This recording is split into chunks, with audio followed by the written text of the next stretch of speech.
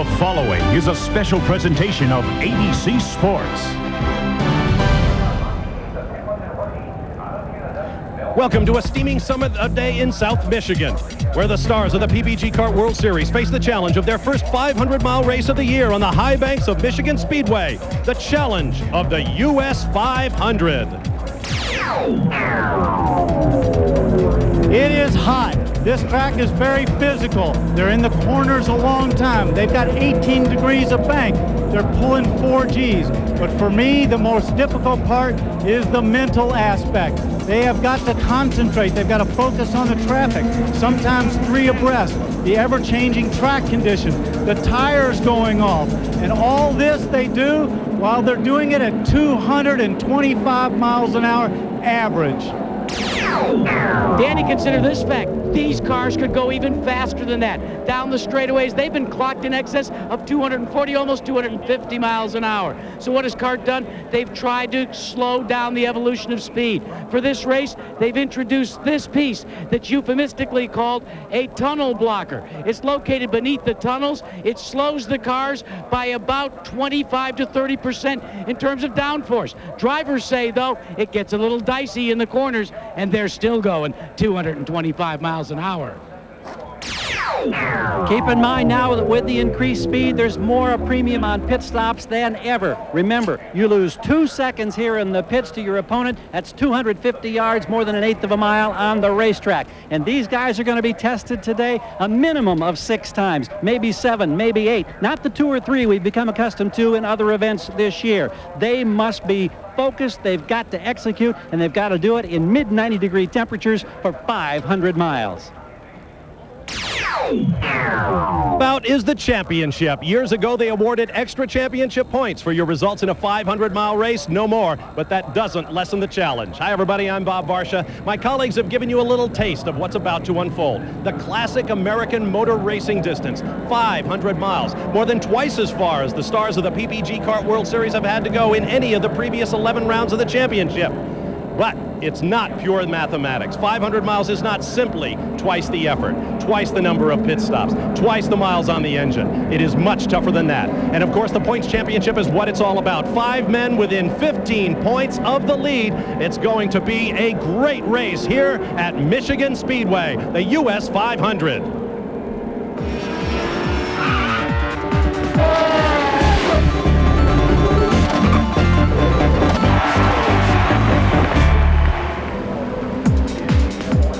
On a steaming day here at Michigan, cars are on the racetrack. Let's check out the way they'll line up with the help of our Miller starting grid. Scott Pruitt is on the pole for the 3rd time in his career. The first oval pole for Pruitt. He'll be alongside Brazilian Mauricio Gugelmin. On row 2, Raul Boesel looking for his first career win. And Jimmy Vasser, the defending champion of the US 500. Row 3 will be Parker Johnstone, his best starting position of the year. And Bobby Rahal, the dean of active drivers. Row 4 will be Alex Zanardi, who has 2 wins this year. And Brian Herta, who finished 2nd in last year's July 500-miler at Michigan. On row 5, Andre Ribeiro, the winner of a 500-miler run here last July, and Gilles de Ferran of Brazil. On row 6, Mark Blundell, the Englishman, and Patrick Carpentier. On row number 7, Dario Franchitti and Christian Fittipaldi. On row number 8, Adrian Fernandez and Al Unser Jr. On row 9, Michel Jourdain Jr. and Paul Tracy. Row 10 will be Michael Andretti, the winner here in 1987 and 89, and Walter Salles, the Brazilian rookie. On row number 11, Greg Moore and Richie Hearn. On row 12, Max Pappas and P.J. Jones. On row 13, Juan Fangio II and Hiro Matsushita. And on row 14, Dennis Vitolo and Ard Meyer to Danny Sullivan. Well, the stories today, it's a 2-mile oval. Race length is 250 laps. That's 500 miles. The defending champion is Jimmy Vasser, starting in position 3. Pit windows between 30 and 35. And the stories today, heat. And is that going to affect the engines? Can they go 500 miles at the speeds these guys are turning? And can the tires hold up at those speeds? And the points race. Who will come away with the most points? We're about to go green. And the excitement level is rising with the fans here at Michigan Speedway.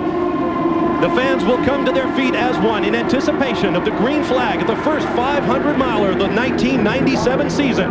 Scott Pruitt down low. Mauricio Gugelmin up high as they come off the final turn and head for the flag stand, and they will go 4 wide at the start of the race. And Jimmy Vasser absolutely absorbed by cars flying by him on either side. Gugelmin with the advantage off turn number 2. Pruitt falls in behind.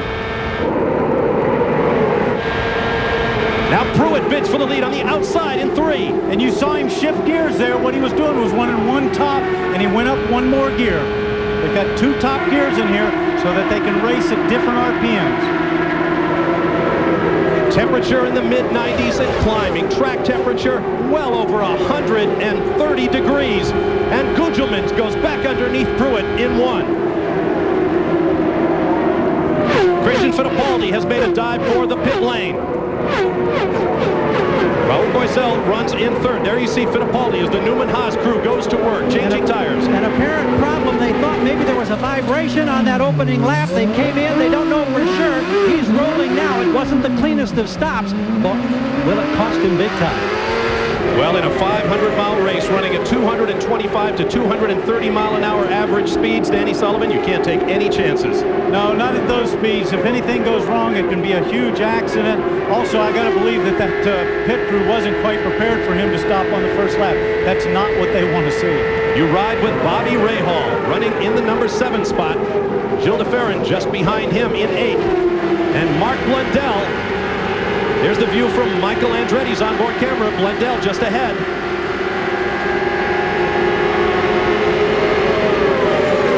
Brian Herta and now Patrick Carpentier with a noticeable wiggle up on the high side. To stand down in the turns and watch these cars come through, pushing the air at 225, 230 miles an hour. It's absolutely breathtaking. Michael Andretti in the black cars. Blundell darts to the inside but cannot pass. From a driver's point of view, to be able to work in that high groove this early on is really a blessing. That means his car worked up there. It'll also work down low.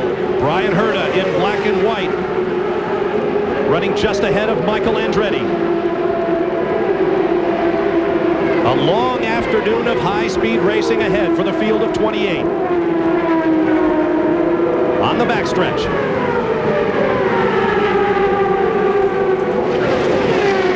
Carpentier looking underneath Andre Ribeiro, one of the drivers who switched from Lola to Reynard chassis, and Ribeiro enjoying every minute of it. We saw Carpentier's car just before working in the high groove. Now he's going down low. Ribeiro shown as 9th, Carpentier as 10th. But as you can see, positions change with the ebb and flow of the race at every corner. Once again, Andretti on the left, Herta on the right, running 11th and 12th.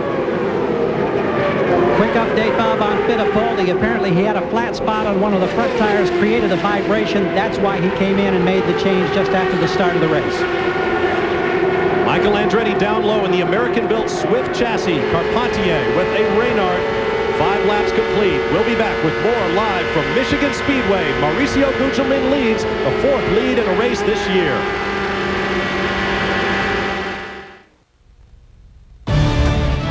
The US 500 on ABC Sports. Brought to you by Miller Lite, who reminds you that anything can happen at Miller time. Ford and your Ford dealer. Have you driven a Ford lately? Haviland Formula 3 Motor Oil. Add more life to your car. And Goodyear, #1 in tires.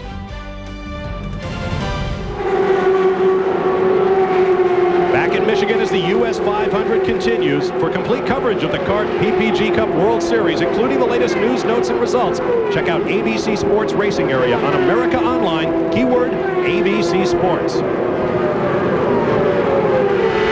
On board with Michael Andretti, twice a winner here at Michigan. Andretti currently shown in 9th place, running all alone on the racetrack. Bob, his crew chief Tim Bumps told me earlier that they had a problem on the boost yesterday in the qualifying run, which is why they down. The valve was actually set down about 0.9 of an inch, which was about 25 or 30 horsepower. And around here, that's a lot. That's why his qualifying run was so bad and he had to start so far back. Michael Andretti now in 8th. 8th and challenging Bobby Rahal on the inside for 7th. Michael is flying. He started 19th, and he is up to 7th as you ride with Bobby Rahal. Danny, you're talking about that valve problem yesterday for Michael Andretti. We have word here in the pits that Greg Moore apparently is experiencing a valve problem early as well. They're hoping that they can make a change under a yellow flag around the first pit stop. So problems for the young driver from Canada. And we have an engine let go right there. It's one Boy, that's a big let go. I'm sorry, but look at the flames coming out of that. That is P.J. Jones, whose father Parnelli, the IndyCar legend, is here watching his son race this weekend. The yellow flag has come out. The pits will be closed, and Jones will pull his Toyota-powered Reynard to a stop just past the pit in. In fact, I'm sure he's looking for a fire station. It's got to be warm inside the car for him. Look at him scrambling to get out, throw that steering wheel. Pulled a very smart spot right there with the fire trucks and the firemen. Pits are closed. The red signboard with the black P means no one can come in as the safety car picks up the race leader.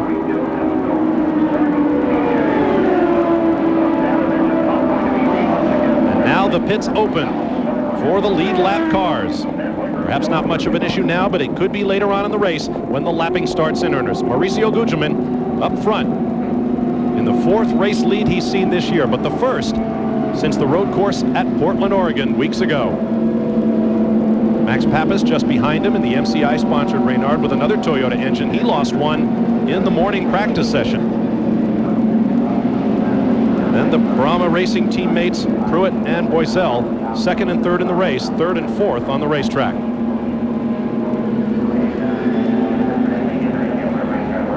Pits are open, but the race leader will not come in. My guess is it's a little early to be making a stop right now. They do not want to fuel right at this moment. You probably see somebody coming down the pit lane that has a problem. You're absolutely right, Danny. Figured the leaders, as Jill DeFerrin comes down the pit road, the leaders don't anticipate pitting before lap 28. And behind Jill DeFerrin, Paul Tracy and Al Unser Jr. Now, Paul Tracy has a particular problem this weekend. He was all set to debut a brand new racing helmet with all of the associated onboard communications gear. Forbes, go and get him. The fueler, stay here. Little flame coming out of the back just behind the right rear tire, or the left rear, but right rear on your screen. Another engine bay fire. This is Greg Moore, the young Canadian who won a pair of races earlier this year. The youngest winner in series history. The car safety team has extinguished the fire, and they will tow him on in. You heard the crew on the radio telling which members of the crew to go down to the pit lane to go and get him. We'll take this opportunity for a break and return with more live great drama at the start of the US 500. The US 500 continues here at the Michigan Speedway, a 2-mile oval located in Michigan. Paul Tracy, as we're still under yellow, in and out of the pits. His problem, according to his crew chief, very, very loose. Now the front runners, precisely the Brahma team of Scott Pruitt and also Raul Boesel, absolutely the opposite problem. Their cars are pushing in the middle of the corner.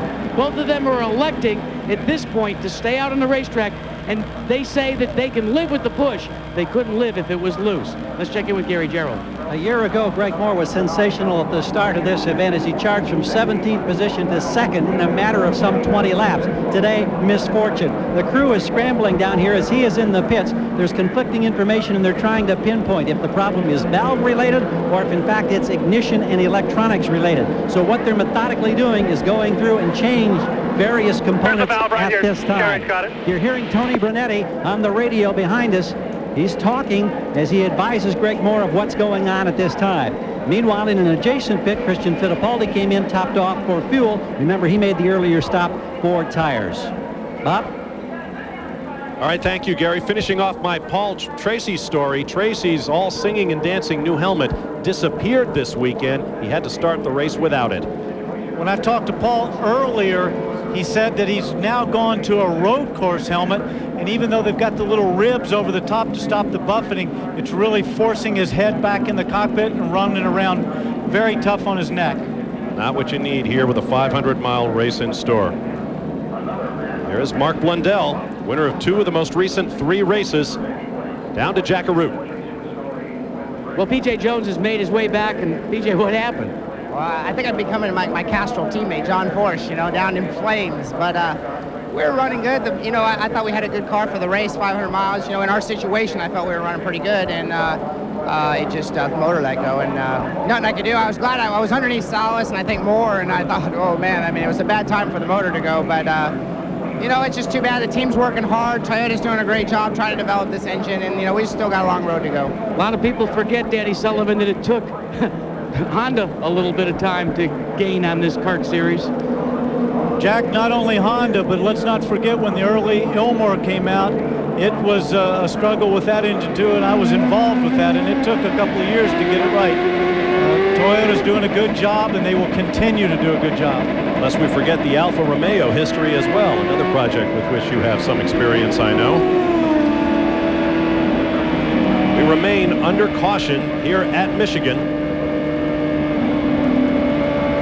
233 laps remaining. Just the sheer mention of that kind of number around a 2-mile racetrack is pretty staggering.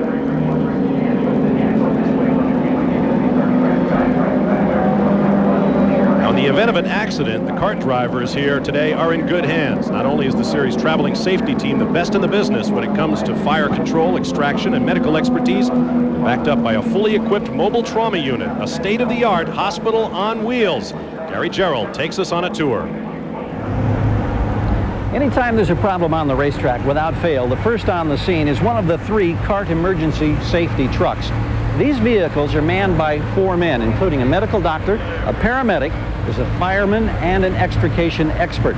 These vehicles are equipped to handle virtually any situation on the racetrack, from putting out small fires with the onboard water supply to full extrication if necessary.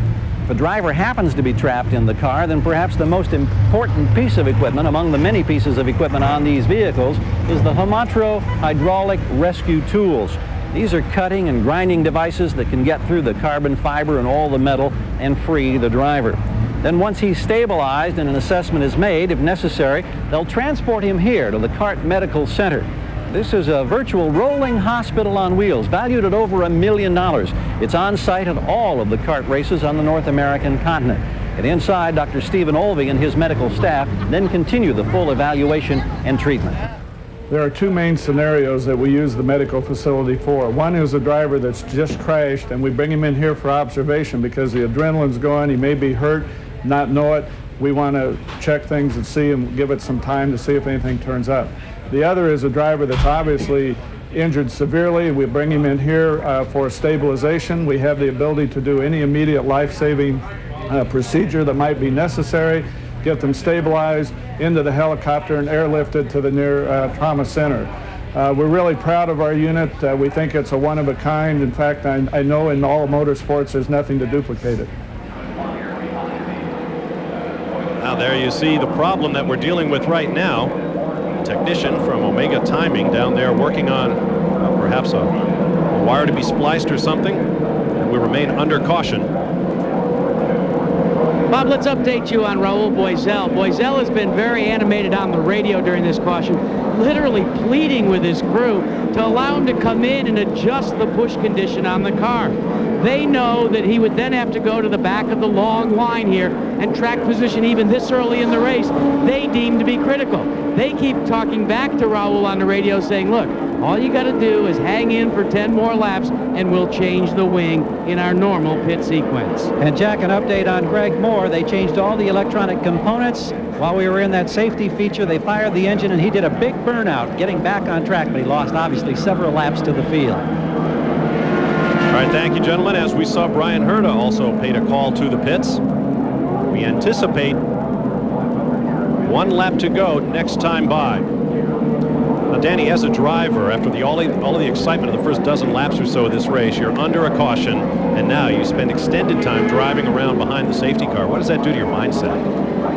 It depends on what your car is doing, but if your car's been working well, you're pretty pleased with it. You're going to get it back and make sure that the tires are up to temperature, that there's no build up on those tires, and you want to try to take advantage of this restart because you might have lost some ground to the other guy. Take Raul Boisel, for example. He's frustrated because his car's not handling perfectly. But let's not forget he's still running in third spot. They want to wait that 10 more laps and not sacrifice a pit stop. And Danny Sullivan, how'd you like to have Roger Penske in your ear, as is the case with Al Jr. right now? For the first 20 circuits, Al Jr. has heard Roger Penske say, look, you got to pick it up. You got to go faster. You got to pick it up. And you also heard Michael Andretti talking with his crew chief, Lee White. Fuel gauges back to zero. Everybody anticipating a long green flag run. Looking back at Michael Andretti, run in 7th place right now, looking out of the back of Jimmy Vasser's car. Our restarts will be single file in today's US 500.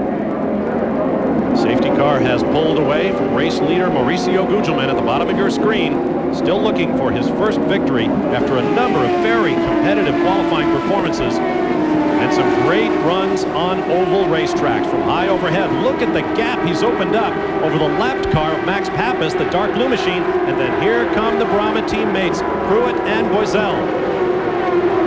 And we are back under green, and cars going 2 and 3 wide as they head down into 1. You watch the Brahma teammates. A very wide, very smooth 2-mile racetrack here at Michigan Speedway allows drivers to take a number of lines down there. And look at the gaggle coming up from behind. Going by Pappas. That was Michael close. Andretti gets past. Michael looked like had to hesitate just a little bit there for Max Pappas, and it allowed Jimmy Vasser to pass him, but look, he's gone right back by him, so he's sandwiched between the 2 target cars. Zanardi up ahead, Vasser behind. Now Andretti goes low in 1. Alex Zanardi ran strongly in this race a year ago before suffering the inevitable sort of engine problems that come with 500-mile racing. Gilles de Ferran has been in and out of the pits. And that was a penalty that was assessed to him, Bob, because he ran over Al Unser Jr.'s hose as he exited the pits during that caution. Thanks, Jack. By the way, welcome back. Michael Andretti closes up on the Reynard with Honda Power Firestone tires for Alex Zanardi. Andretti with a completely different mechanical makeup. The Swift chassis, a Ford engine, and Goodyear rubber. And Bob, as disappointed as Michael Andretti was yesterday after qualifying 19th when they couldn't pinpoint a problem that related to boost, he's been elated after the morning half-hour warm-up session. And right now, everything that he's uttered on the radio has been positive. He loves the way this race car is working. And why not? From 19th, right now in 6th. Down low goes Michael Andretti on Alex Zanardi. Andretti has good reason to feel good. Last year in a 500-miler here in Michigan at the US 500, 4 of the top 6 finishers started 14th or further back in the field. Now the long backstretch. Now Michael Andretti opens up a quick couple of car lengths on Alex Zanardi and will pick up the battle between Jimmy Vasser and Bobby Rahal, 7th and 8th. Bob, unlike a stock car where you'll see him run around there nose to tail and taking advantage of that draft, in these cars, even though the draft will pull them a little bit, it disturbs the air so much, it affects it over the wings and will upset the balance of the car. So these guys will take a quick tow down the straightaways from them, but then they quickly want to dart out and make a move and get into the corner with clean air. Here come Patrick Carpentier and Dario Franchitti, the 2 rookies battling for the Rookie of the Year honors. Carpentier has it. Franchitti coming off a great weekend in Toronto, his first career PPG Kart World Series pole, and his first for car owner Carl Hogan. It all came apart in the first corner for him. Now here's Michael Andretti moving. That's Parker Johnstone on the right, running 4th. Andretti is flying. Now, if you're looking at this at home, you think, how come Michael Andretti has so much more power than Parker or Jimmy Vasser or anybody? That's not the power, that's the handling. His car is working so well in the turns that he's able to carry more speed off of the corner and slingshot those guys down the straightaway. And of course, much of this racetrack in Michigan is corners. Right now, Michael's on the only real straightaway. From turn 3 all the way around, coming out of turn 2, it's all left-hand turn. We'll be back with more from Michigan Speedway in a moment.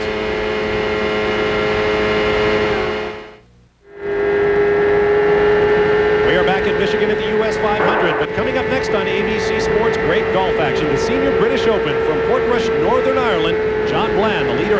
preliminary rounds, final round coverage coming up next after auto racing here on ABC Sports. Here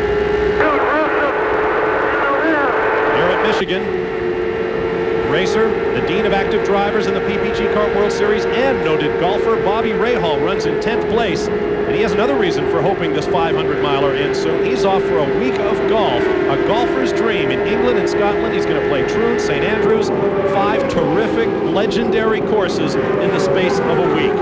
And we'll see if his handicap is still 9 when he gets back.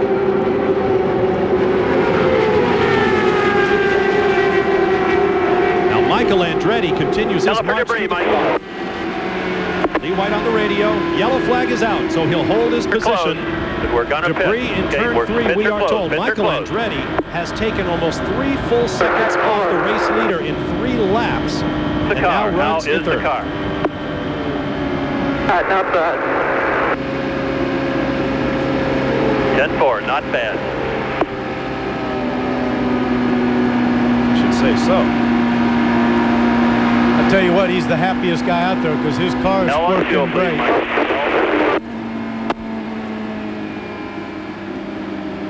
So another break, time to crack the visor, get a little air into the helmet.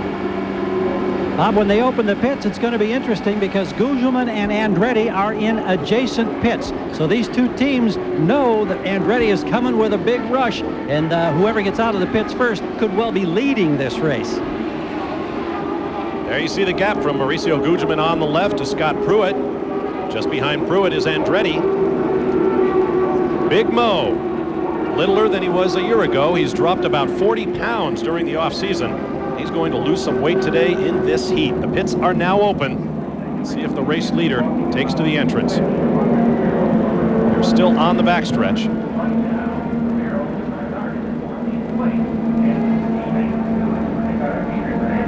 He's going to have a little tougher entry into the pits because he's just beyond Michael, so he has to get around Michael's crew and tires and everything. Of course, Michael has a more difficult exit because then he has to get around Big Mo's team to get out.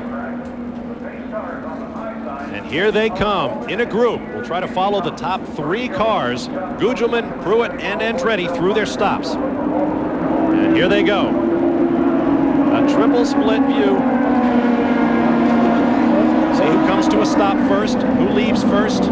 Almost exactly the same time as Pruitt, Gary, Gerald, Andretti, and Gugelmin came to a stop. Everything routine for Gugelmin. Now his teammate Blundell comes in ahead of him to cut off the angle there. We're watching Andretti as well. Scott Pruitt is done. Scott Pruitt is done. He's the most away. Very close. Just ahead of Pruitt. Wheel to wheel. Advantage Andretti. Michael Andretti hits the blend line first, so he will come out in the race lead. What a remarkable change of position in the pits. We'll be back to Michigan Speedway after this message and a word from our ABC stations.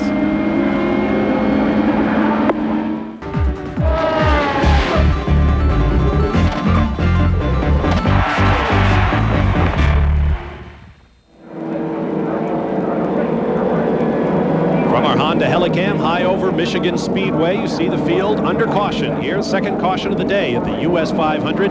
Bob Varsha and Danny Sullivan with you. Gary Gerald and Jack Arute down in the pits. Now 2 of the cars are going to be penalized as a result of the pit action we witnessed just before the break. Alex Zanardi and Paul Tracy each were judged to have driven over air hoses in the pits. They will be called in for a drive-through pit lane penalty. There you see Zanardi, has driven extremely well in the last 2 stops. A winner at Cleveland, second at Toronto. And after an up-and-down first half of the season, he is once again firmly in the championship picture in second place. Jack Arute. Bob, you're looking at Sandro Morrow, who is one of the crew members for Davis Racing and Dennis Vitolo. It seems that what happened during that scurry of pit stops, Sandro stepped back away from the cars and began to exit, and he literally was run over his rear heel on the right side by another car exiting a pit further down towards turn 4. He says that he's okay. His ankle doesn't look proper, so the medicos are going to remove him to the infield care center for further x-rays and inspection. And that raises an interesting point, Jack Arute. Earlier, Gary Gerald took us on a trip through the CART Traveling Medical Center.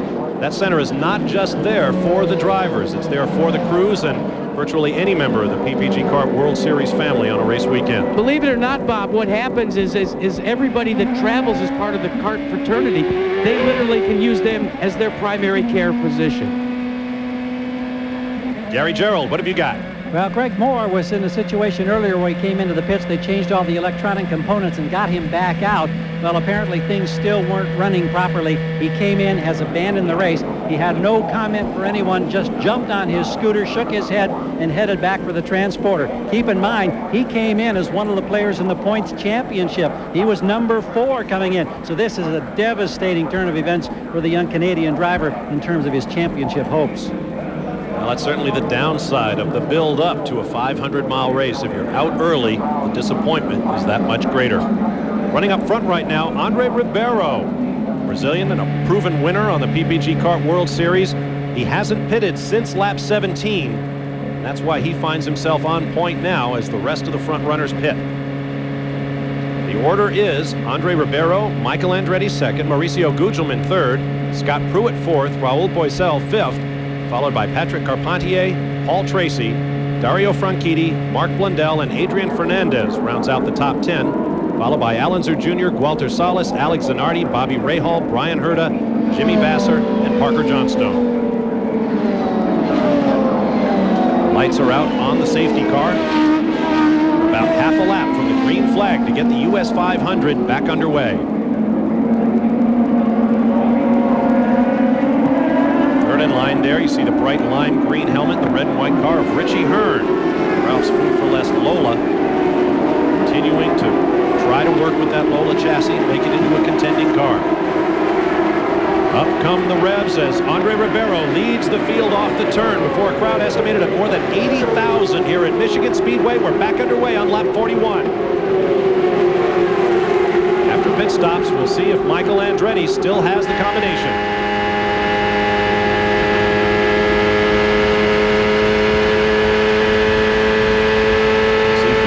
Steering input. Word from the pit lane is that Parker Johnstone, currently shown 17, will be called in for a penalty. Apparently it was his car that struck the crew member whom Jack spoke about a moment ago. It'll be a drive-through penalty as Michael Andretti pulls up behind his teammate Christian Fittipaldi. Here come the cars that we mentioned penalized earlier. Paul Tracy, Alex Zanardi in the red machine. They have to come through at the pit lane speed limit of 80 miles per hour. And on a lap, it only takes 30 seconds for these cars to do when they're doing speeds of over 225 miles an hour. You come through at 80 miles an hour, you lose a lot of ground. Michael Andretti goes by his teammate a lap down. Interesting thing about Tracy and Zanardi pitting together, they are 1 and 2 in the PPG Cup Championship coming into the weekend. Now, there are the two Brahma teammates, Pruitt and Boesel, running 4th and 5th, coming up to put a lap on Richie Hearn.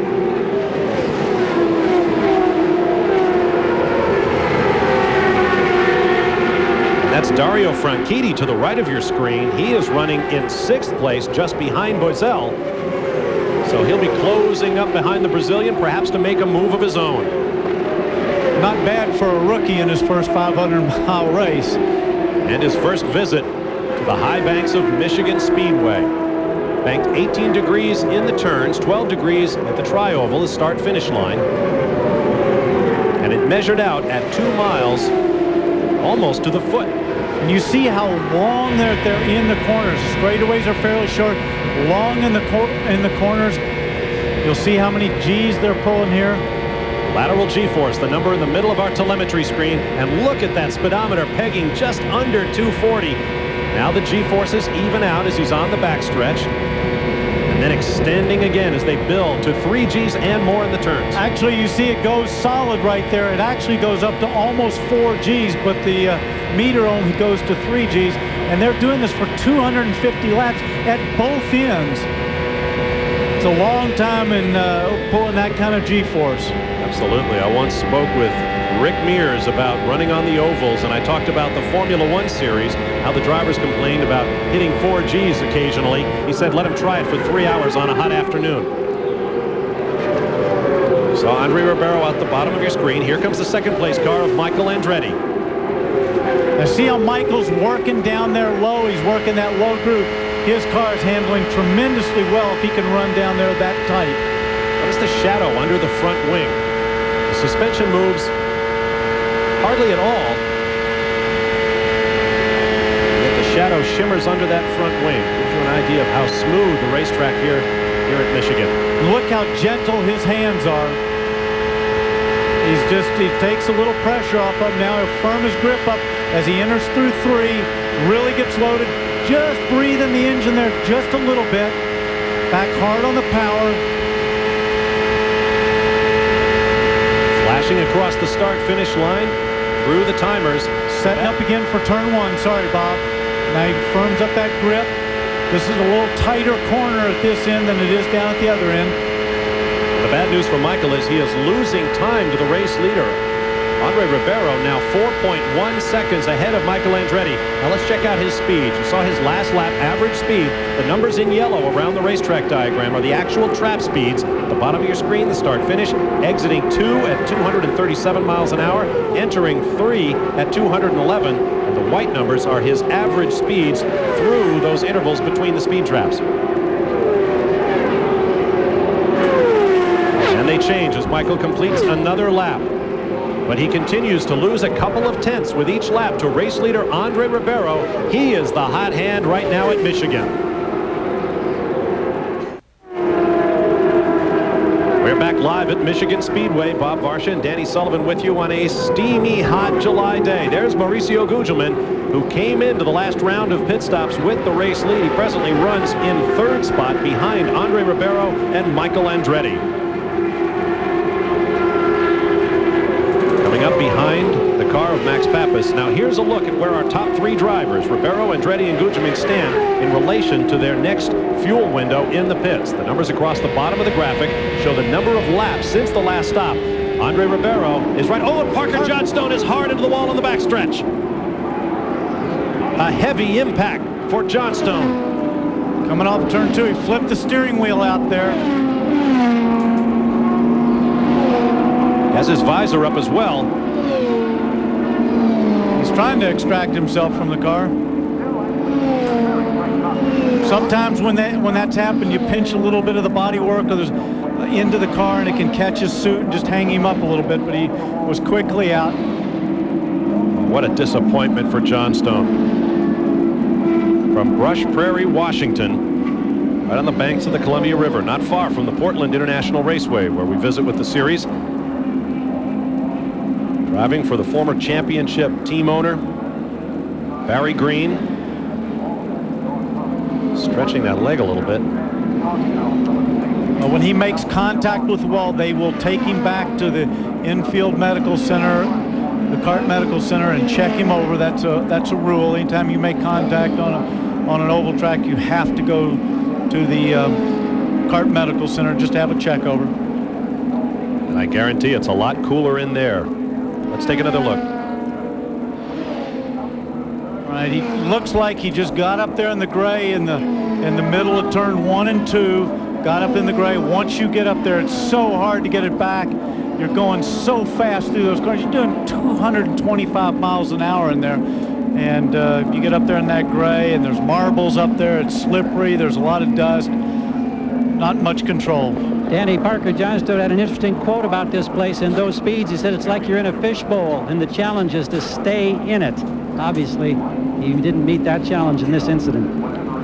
Gary, I had the pleasure of going over and standing on the outside of the wall at turn 2 during a practice on Friday, and it is amazing the speeds that they come through there. And it's amazing that they can have an accident at those speeds and get up and walk out of the car. I mean, I think that's a real testament to the safety issues and the way they've developed these cars over the years and incorporated what they can. All of the cars carry onboard data recorders that measure various stresses in the event of an accident, and this was a big one. You can see him in the top of your screen, just up there in the gray. See, he's in the gray, he can't do anything. He doesn't have any control when he's in there. Boy, that was huge.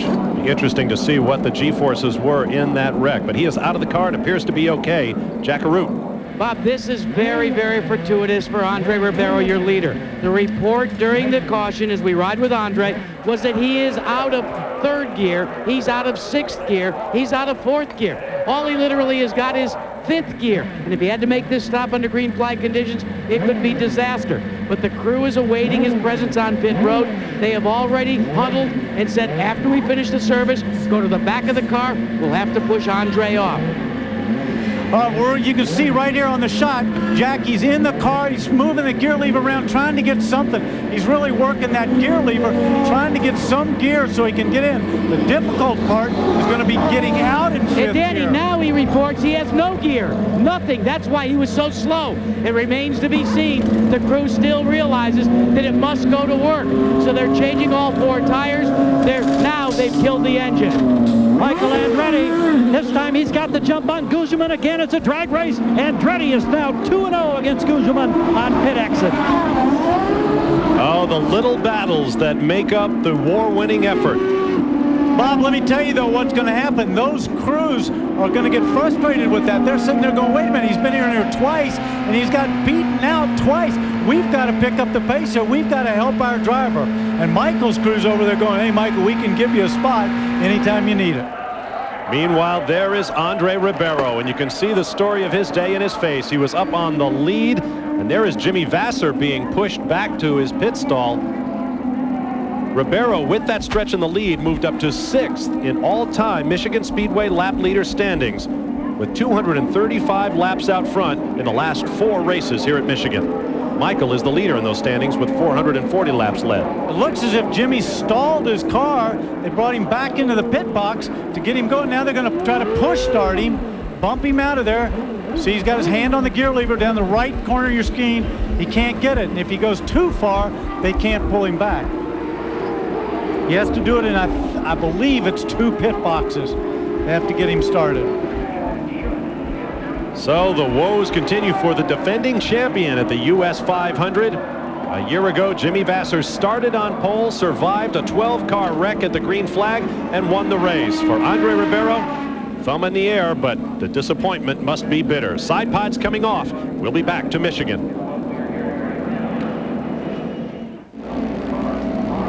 Back at Michigan, here's a program note. Thursday, August 14th, ABC Sports will broadcast Holyfield versus Tyson 2.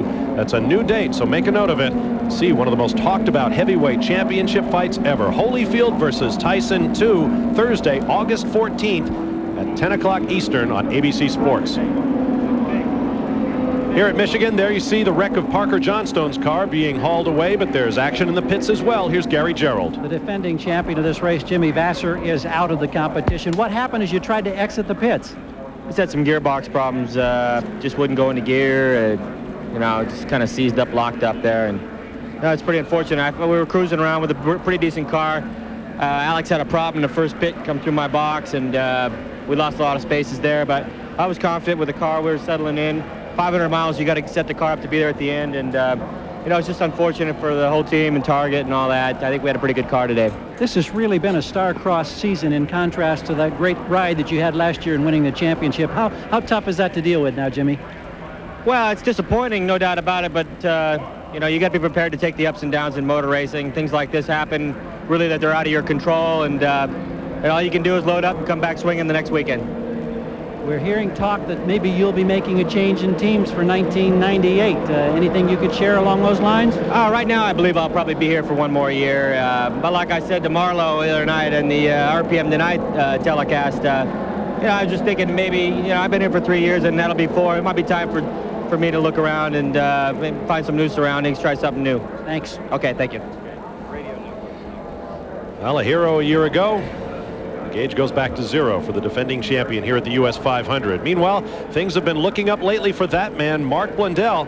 He and his family have had their hands full these past few weeks, moving from their homeland in Great Britain to their new digs in Scottsdale, Arizona.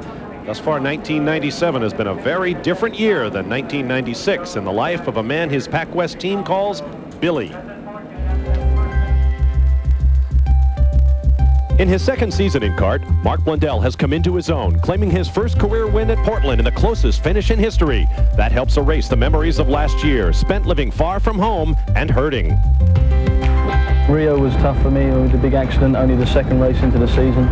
Left me with injuries and out of the championship for 3 races and a few bad memories.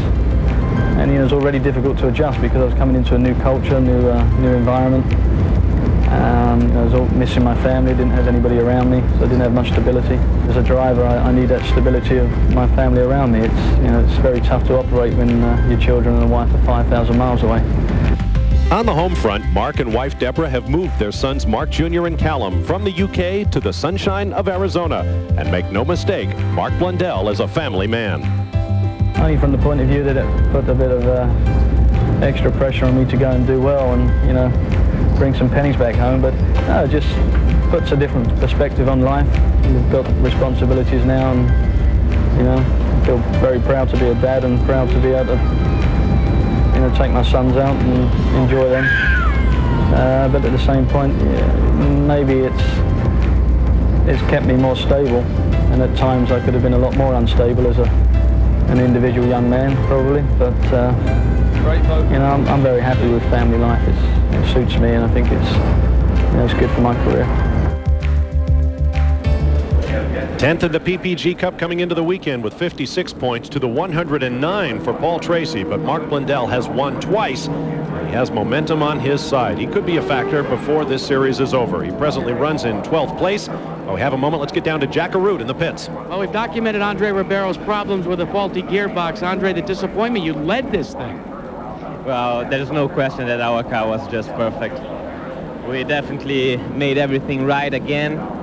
The car was just very good on race rhythm, but unfortunately we had this problem. We'll be back here. We had some problems here. We came back. We won. We'll come back. Now you have a bigger smile than normal because you've got that Reynard, despite the fact that your teammate Adrian Fernandez is still saddled with a Lola. You gotta like the idea of finishing the season with that Reynard. Well, for sure it's a huge disappointment when you have a good car to be able to win, and then you have this problem. You have to stop. But of course, we are able to be competitive, and this is the main thing right now for us. Well, as Andre Ribeiro's retired, we see that coming in, as they call dead stick, Gary Gerald, is Mauricio Gugelmin with no power. But let's check in with you. Yeah, we understand from the crew that it is engine failure, and so he'll be coming into this end of the south end of the pits here momentarily. Also updating the situation now for Scott Pruitt and the Brahma team. They're frankly wondering why these other teams came in so early. Their window of opportunity is still good for another 16 to 18 laps. They've elected to stay out with both of their drivers, Pruitt and Bosell. And problems for Michael Andretti. We understand that there's something that relates to the weight jacker that has got him very, very concerned. Danny Sullivan has had experience with weight jackers. Maybe you can relate to what Michael is experiencing at this point.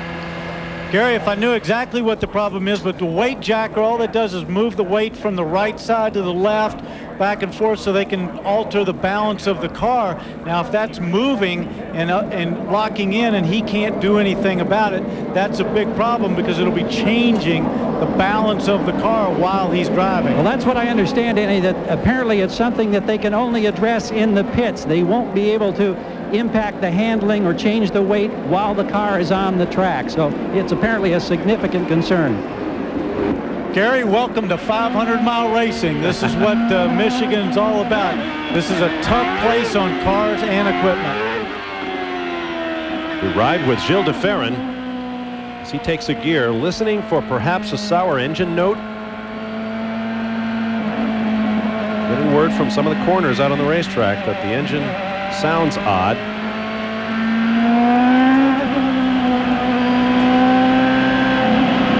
Sounds okay right now. And I think he'd be talking on the radio. Of course, sometimes they can load up while you're driving around that slow. Safety car is pulling ahead of the race leader, Scott Pruitt, with his teammate Raul Boesel just behind him as we prepare to go green. There's Michael Andretti, third in the race, but a couple of cars behind the race leaders on the track. Up to speed they come. Pruitt leads off the corner and opens up a big lead over his teammate as we restart lap 66. Michael trying to get by Dennis Vitolo in the yellow car to the right. Saw him reach down there and take another gear, shifting up through there to get the gear he wanted. Ooh, he'll have to have lift when Dennis moved down like that. That's Bobby Rahal.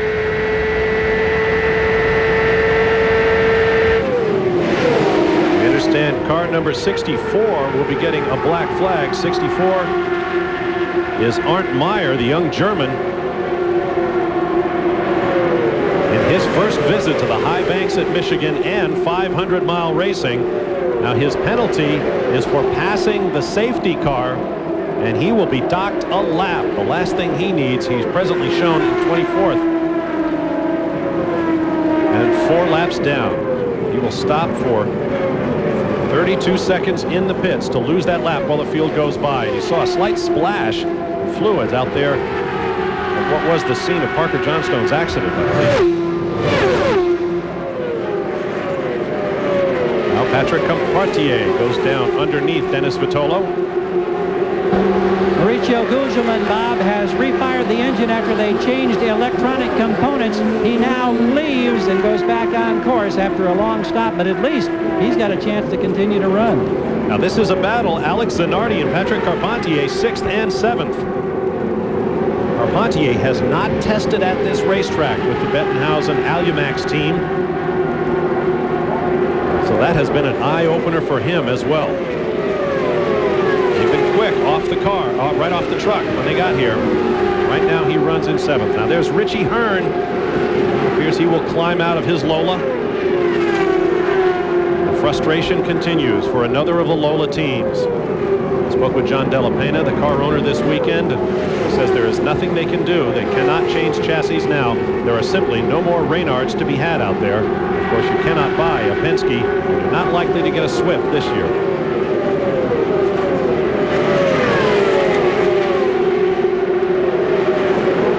There's Al Unser Jr., Alex Zanardi going wheel to wheel, and Zanardi motors by Unser.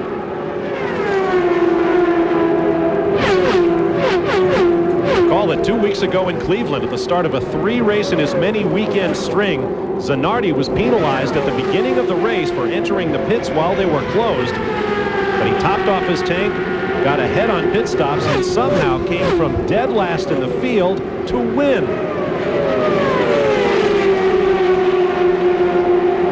Jimmy Vasser made a very important statement in that interview earlier. He said you've got to develop the car all the way through the race and be there at the end. You can have a fast car in the early part of the race, but you have to stay on the lead lap for the first 400 miles and be there at the end to be able to race that last 100 miles with a strong car. We are a long way from that point. A lot of racing still to come. We'll be back after this message and a word from our ABC stations.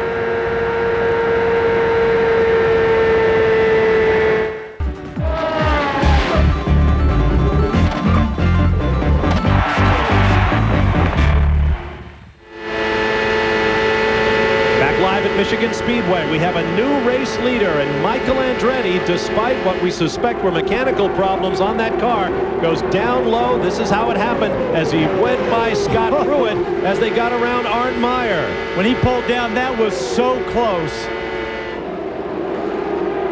And Michael motors by in the lead. Now let's view that from the perspective of Michael's onboard camera. We're on the back straightaway here. We're going into turn 3. He's going to pass him coming up 4. He's down there low, has to lift. Scott's down there, moved down a little bit, now side by side.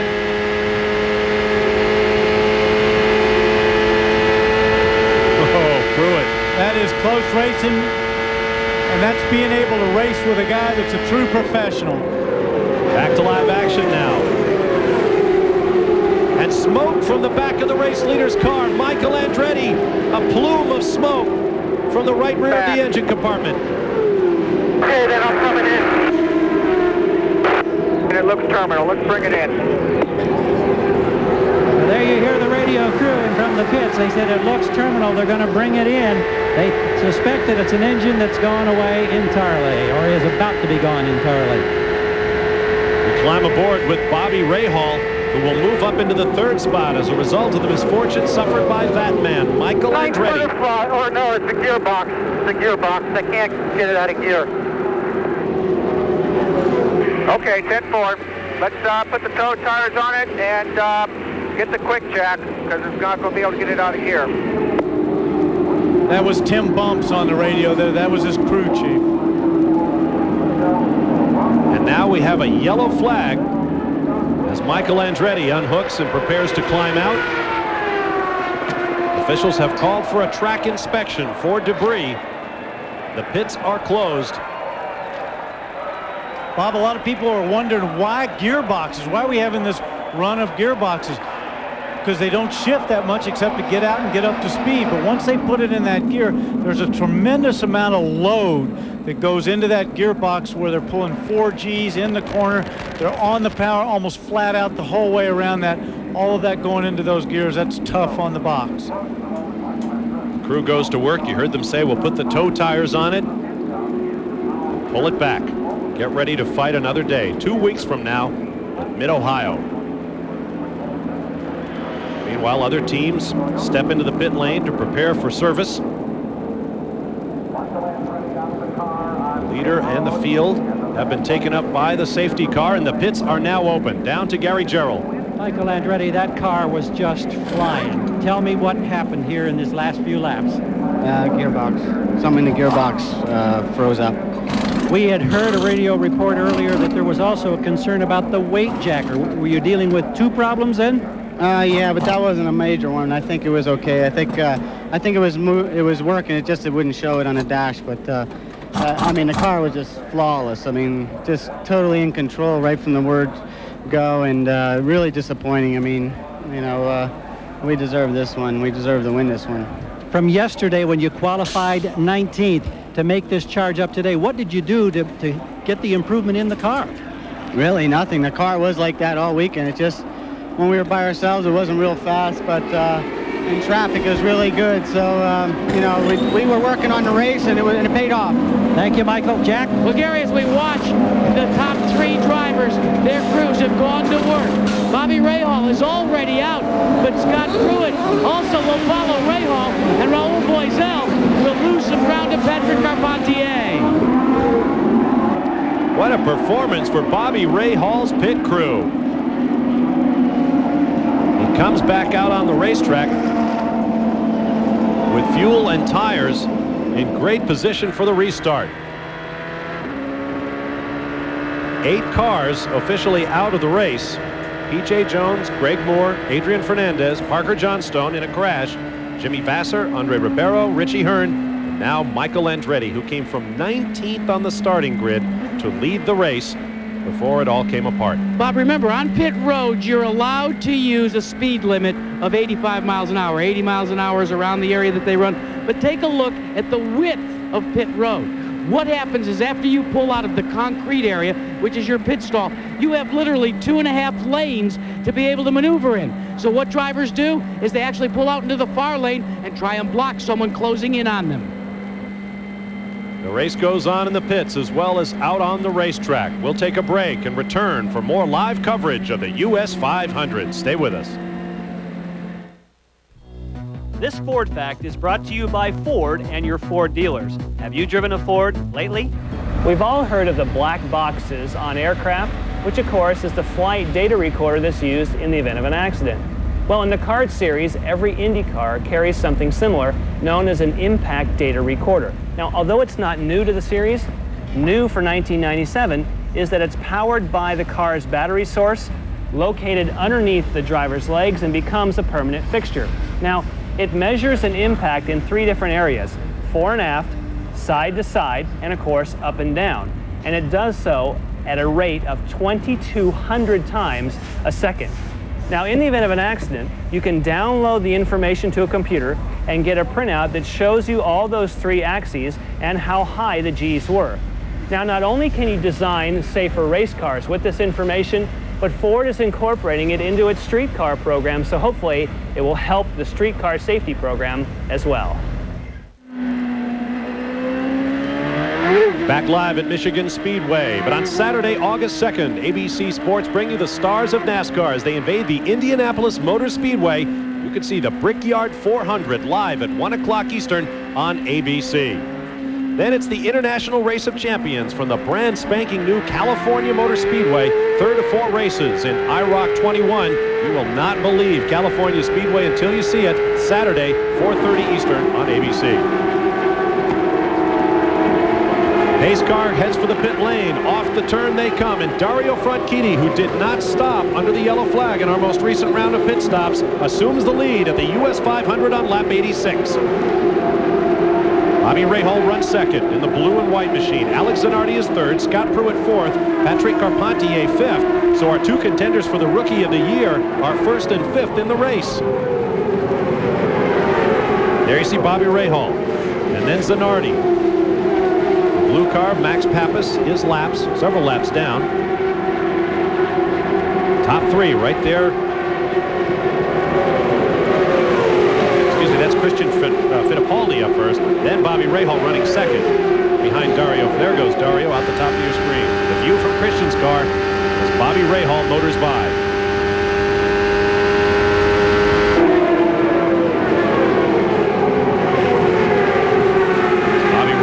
Continues on his way. Gary Gerald is standing by with Barry Green. Car owner for Parker Johnstone, you had a chance to talk to Parker over at the safety center. Can you update his condition? Yeah, Gary, I just came from the on-track hospital. He's fine. He's got some bruises on his ankle and his arm. Took a pretty good whack to the head. A small cut above his eye. We had a right front tire go down.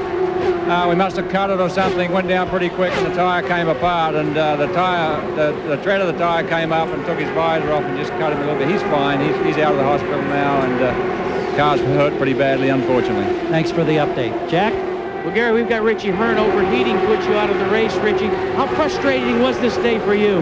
Well, it's quite frustrating. We've had a lot of bad luck, especially the last three races. We've gone out early, and unfortunately, the car seemed to work good right at the beginning, but then it started to deteriorate, and it started going really loose on me, and then we had an overheating problem, which is probably for the best, I guess. Now, for our viewers, you're still saddled with a Lola chassis, but we understand that John Della Penna may have located a 1996 Reynard.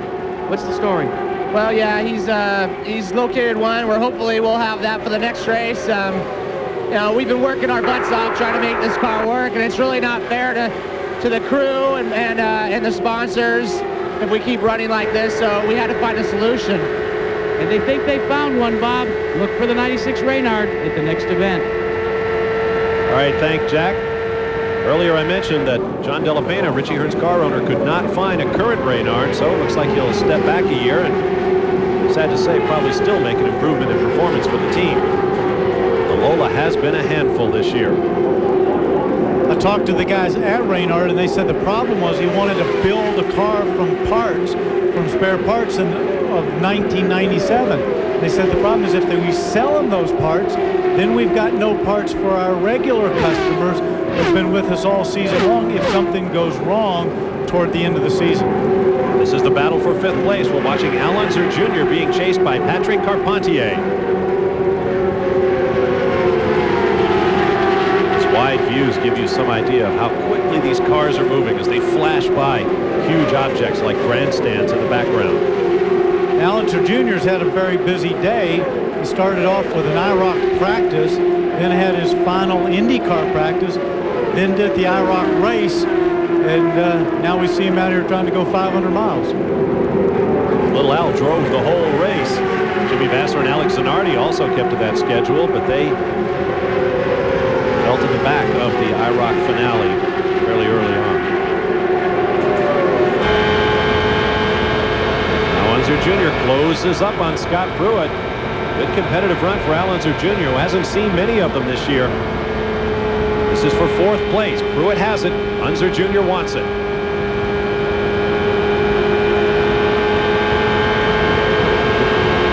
But from that camera perspective, it certainly makes the track look rough.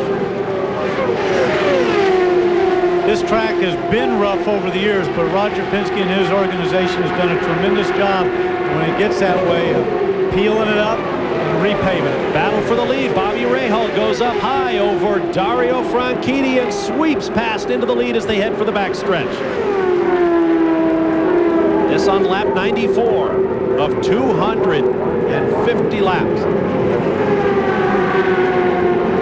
Keep in mind that Bobby Rahal's never won a 500-mile race at this particular track. He would love to be able to do it. He's won 3 races here at shorter distances many years ago. This is one of those challenges that he has wanted to accept and get for a long time. And right now, his crew is loving the fact that he's gone to number 1. Bobby Rahal trying to end a streak of winless races for him that now totals 84, if I'm not mistaken, and counting. And guys, remember, Dario Franchitti and the Hogan Racing team have yet to come onto pit road. The last that we heard, look for him around the halfway mark, 100 plus or minus 1 lap. Jack, I want to tell you, though, the halfway mark's 125 laps. Well, I got hit in the head, Danny, in that race car crash, and I forgot my man. Well, I'm just hoping they're not thinking about going 125 laps. If they are, they got an awful big tank in that car. Well, it's a good thing I said 100 then. How do the fortunes of the drivers ebb and flow in the course of a 500-mile race? Al Unser Jr. just went by Mauricio Gugelmin and lapped him. Gugelmin, who led this race in the early going, now shown 19th. I believe what we're seeing there, though, is Big Mo being very professional. He's laps down. These guys are racing for the lead. He doesn't want to get in the way. He's not going to slow them down. It's like, hey, you guys are racing for the front. Have at it. The upper left of your screen, you see the speeds of the race cars in average lap speed at the line. Look at the numbers, 223 miles an hour plus. Now the gaps in time to the race leader. The order is Rahal, Franchitti, Zanardi, Pruitt, Unser Jr., Carpentier, Boisel, Blundell, Tracy, and Gilles de Ferran rounds out the top 10. Brian Herta runs 11th. Walter Salas, the Brazilian rookie, 12th. Oops, Al Unser Jr. showing smoke. Oh no, could this be another disappointment for Al Unser Jr.? Oh, look at the fluid coming out of there. That's the overflow. He's pouring liquid out of there. That'll be from the radiators. Now, if that had happened at speed, it could be extremely dangerous. We see it again, the blue smoke. We copy, we're working on it. Stay out then, stay out. Teams on the radio to their crews, anticipating. And Al Unser Jr. turns off. We anticipated, that crew evidently anticipated a yellow flag, but they do not get one. We are still under green as Unser Jr. becomes the 9th car to drop out of the race. Look at the trail of fluid. And typical of Al Unser Jr. thinking about his other competitors, very professional, found a good safe spot, didn't worry about getting towed into the pits, just pulled off there, went right to the safety trucks, make sure there wasn't any fire. That will elevate the drivers behind him 1 place. Ryan Herta at the middle of your screen. Herta runs in 10th. At this point running just behind Christian Fittipaldi, but they are not battling for a position. Fittipaldi is 12th.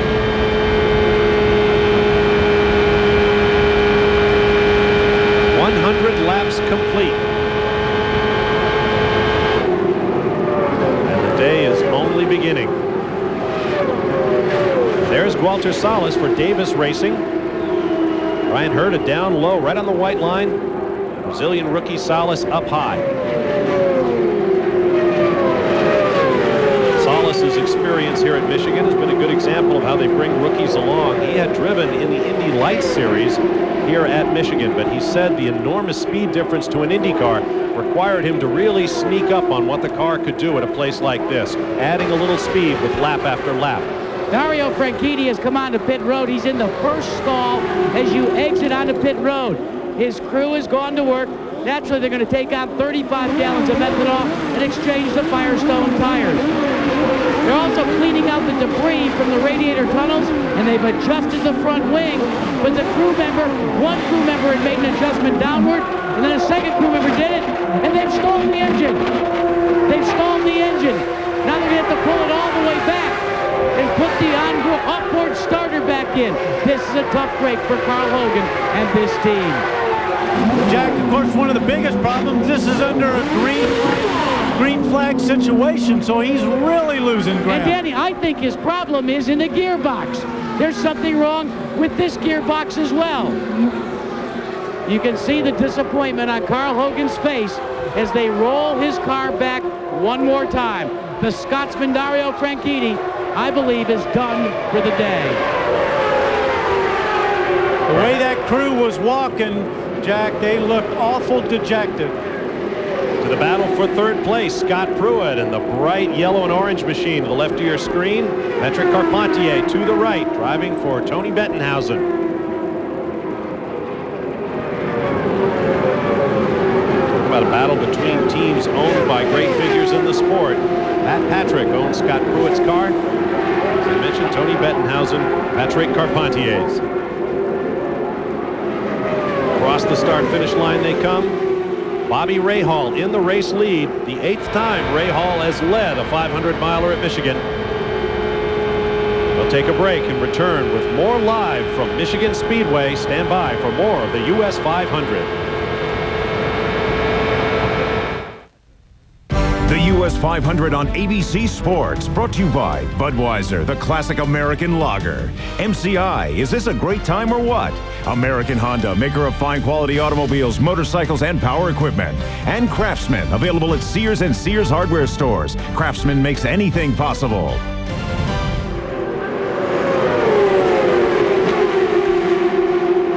Good view from high above Michigan Speedway. Action continues in the US 500. There is Scott Pruitt in the bright orange car, middle of your screen. To the right is Patrick Carpentier. They are third and fourth. While we're away, they have gone wheel to wheel for a couple of laps, and Carpentier is still right there on Pruitt's gearbox. Going by Juan Fangio, one of Dan Gurney's Eagles. Reynard Chassis from All-American Racers, Toyota Power. His teammate is already out of the race. Big-time engine meltdown. I tell you, running alongside Patrick there, he didn't look like he was that slow, that Toyota Power. Jim Fittipaldi goes out the bottom of your screen, then Pruitt. Bobby Rahal leads the race. Alex Zanardi second, Scott Pruitt third, Patrick Carpentier fourth, then Raul Boesel, Mark Blundell, and Paul Tracy.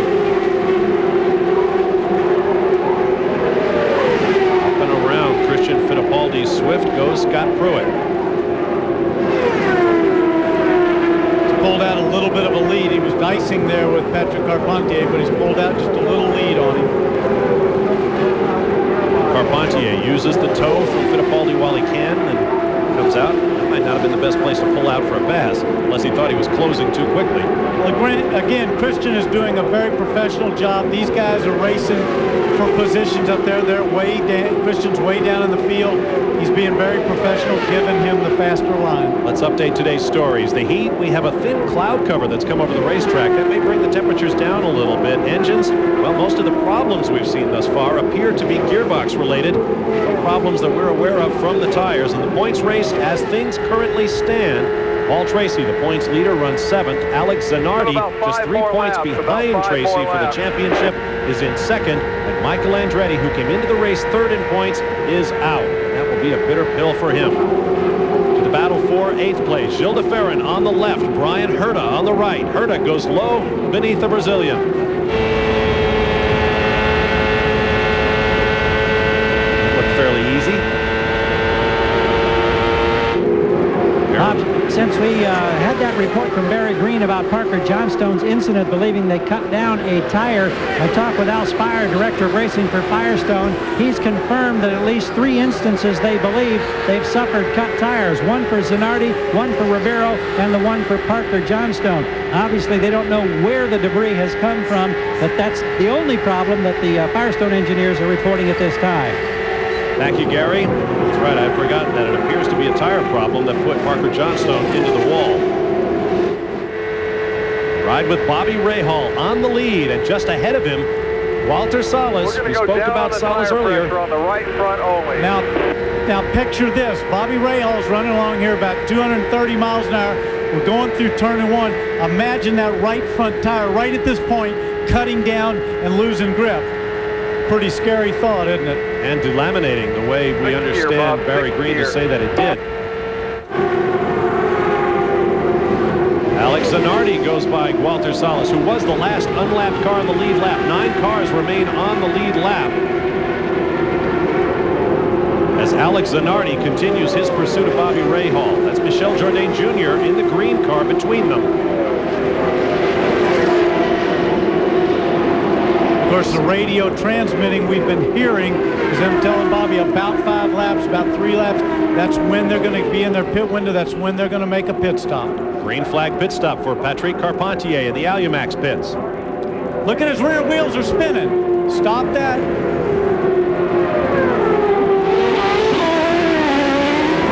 And he heats them up like a marshmallow. It's Patrick Carpentier, who had no testing at this racetrack with the Bettenhausen team before they came here this weekend. They have been hooked up and running hard.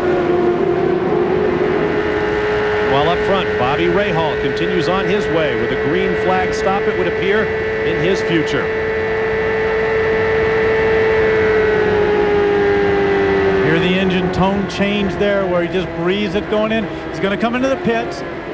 See the glow in the right front tire every now and again. We saw just a little glow. I don't know if anybody picked that up, or just the brakes were lighting up a little bit there. Because don't forget, they're stone cold. He's been running around at 225 miles an hour, never touching them. There's a good view at something Bobby Rahal probably wants as much as he wants fuel and tires, a cool drink. We'll watch for that wing change up front. Keep the revs up. Haven't seen it. Gone. 12.5 seconds. Pretty good action here. Stop, Bob. Stay under the line. Stay under the line. Coming through the tire smoke. The launch of another car ahead of him. They also said stay under the line. That's the yellow line that you see right there. He can't get above that line or you can suffer a penalty. Track is marked where the drivers are allowed to move up above the line. Scott Pruitt is in. Jackaroo. And Scott Pruitt pulls in very, very sharply to the service of his crew. Now, they've been talking about how they should exit because they're expecting Alex Zanardi to be pulling in as he pulls away.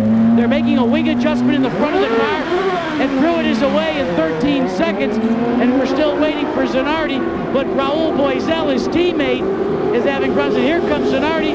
Boisel having gearbox problems, not getting in, almost collides with Zanardi.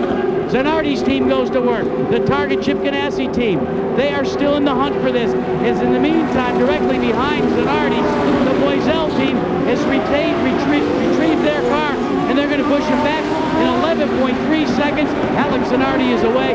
Boisel, gentlemen, is still here. Big problems for Raul Boisel, and just behind them we almost had a collision between Walter Salas and Brian Hurt in the pit lane. Salas had to lock up the used tires he was on in order to get into his pit stop without hitting Herta. Bob, I had a ringside view of that one, and literally there couldn't have been more than 2 inches max between those wheels and making contact between Herta and Salas. Meanwhile, Alex Zanardi beat Bobby Rahal out of the pits on that exchange of pit stops, and Zanardi assumes the race lead on lap 121. There is the gap. Zanardi is the red car. Rahal trails. That is Gilles de Ferran. Zanardi is going around. De Ferran shown as 8th in the race, and the problems continue for Raul Boisel's crew. More gearbox woes here at Michigan. Working in the cockpit as Boisel shakes his head. We'll take a break. We'll be back to Michigan after this message and a word from our ABC stations.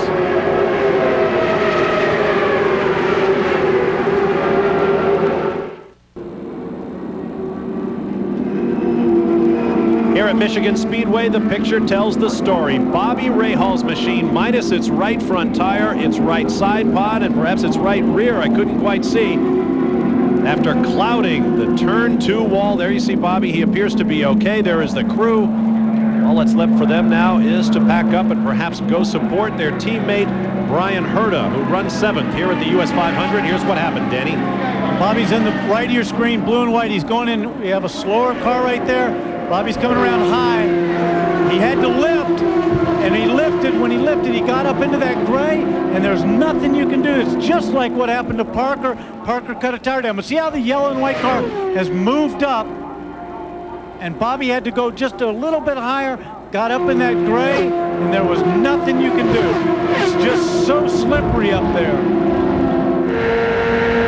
From onboard Bob's car. That yellow car in front of him was Dennis Vitolo. He's going around him on the high side. See how he had to lift right there. Amazing how these cars run out of that downforce, run out of grip. And there you see Bobby. It's so tough too for guys in the slower car, because the reason they're usually going slower is their car's not handling very well, and they're out there trying to hold on and just stay out of everybody's way. Moves up a little bit. Let's check that out again in slow motion this time. Dennis Vitolo in the yellow car. Bobby Rahal, see him just get up outside of that dark line, which is the groove, and get into what they call the gray, and there is nothing you can do. You get up there, it's like being on the marbles. It's just no control. It's like driving on sheet ice up there. Bobby and Danny down here with the crew. They just had their first opportunity to look at this, and the visible wincing and the exclamations when they saw the replay, which normally we don't have access to down here. They were just stunned at the impact. We talked to Tim Cindric, who's on the radio with Bobby. He said only Kart Radio has told us that he's okay. He had nothing else to say on the radio as he exited the cockpit. Now, Parker Johnstone had a very similar crash earlier in the race. Jack Arute is with him. Parker, you can certainly relate to what just happened out on the racetrack with Bobby Rahal as we look at a giant bruise up on your left part of the upper forehead. Now, what caused that? Well, first of all, I've got to thank CART and PPG and their rules committee, and especially the people at Reynard, because we had a failure at 230 plus miles an hour, and I went pretty, not headlong, but a really good shot into the wall, and I was able to walk away. This was from the right front suspension penetrating my helmet, and I think if it weren't for the Bell helmet that I wore, I wouldn't be standing here talking to you right now. Parker, let me ask you a question. We're seeing a lot of gearboxes, especially on the Renards, beginning to fail. Can you isolate as to maybe what's causing that? Well, we had a failure actually earlier in the week, and we've got a gearbox specialist who's one of the best, and from what I understand, it's been going through the Renard teams. We seem to get it solved, and then a long period of time goes by, and all of a sudden it fails again. So they don't know what the problem is specifically, but it's like the wheel bearing failures that we've had in the past. I know the guys at Renard and all the gearbox technicians in the paddock area are hard on it. Take your hat off for a second. We want to show you where the suspension penetrated the helmet.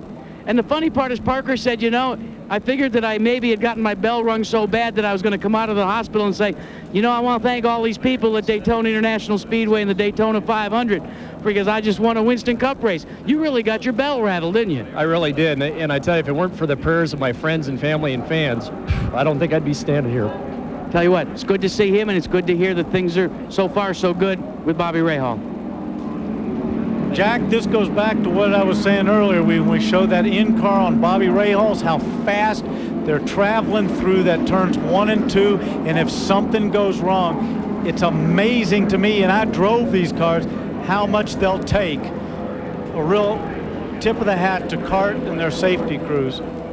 You see Bobby's car being taken away. Here's a look at our race summary. Just past the halfway mark of the race, Alex Zanardi, the leader. The green race average, 217.676 miles an hour. 7 leaders, 8 changes through 5 cautions, 38 laps under caution, 11 cars out of the race. The record for fewest finishers here at Michigan is 7, 3 times, 1986, 1991, and 1994. Here you see the cars out of the race, many of them due to gearbox problems. The subject Jack brought up with Parker Johnstone. For Bobby Rahal, only his 3rd DNF of the season. And Christian Fittipaldi has spun onto the grass. And look there, his right rear wheel and tire are missing. There it goes. What in the world happened there, I wonder?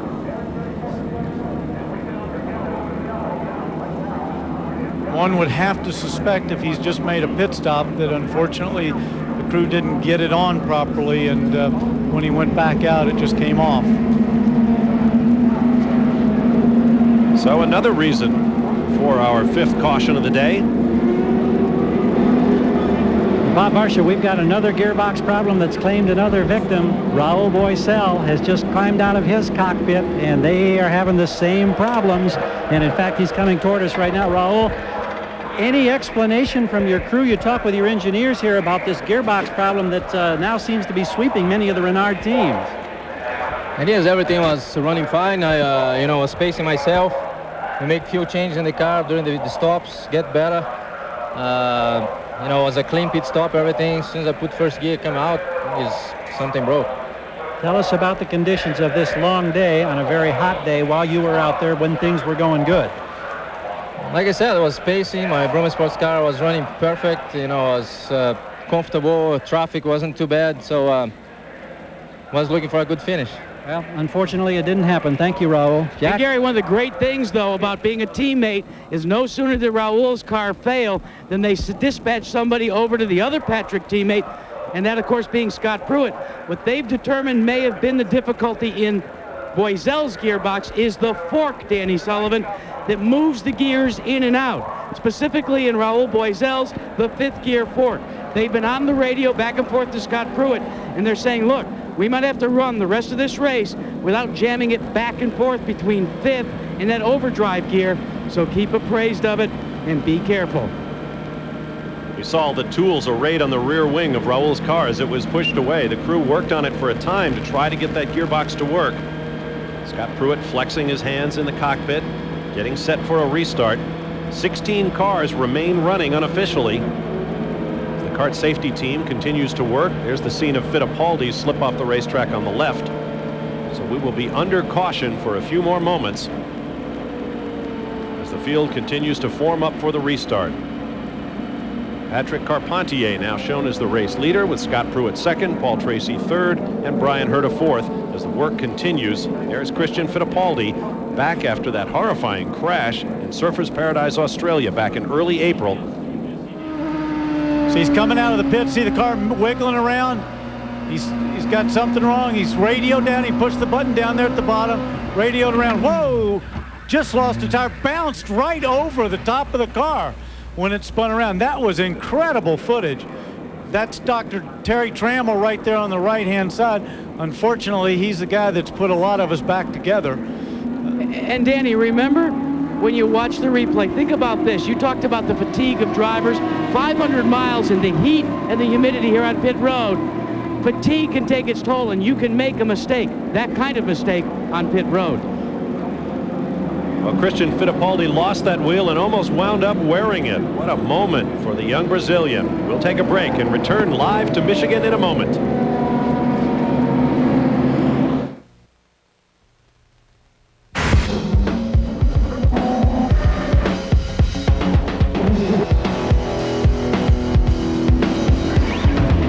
Back live in Michigan, right there you saw some of the top drivers in the running for the $1 million PPG Cup. 7 of the top 14 drivers in the points championship are now out of the race. Here are the cars still running as we get into the second half of this 500-mile event. Patrick Carpentier up front, Scott Pruitt followed by Paul Tracy, the points leader.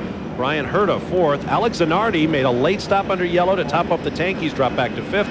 Mark Lindell is sixth. Gilles de Ferran seventh. Those cars on the lead lap. There you see the rest of the field arrayed behind them. There is Alex Zanardi, having made that pit stop.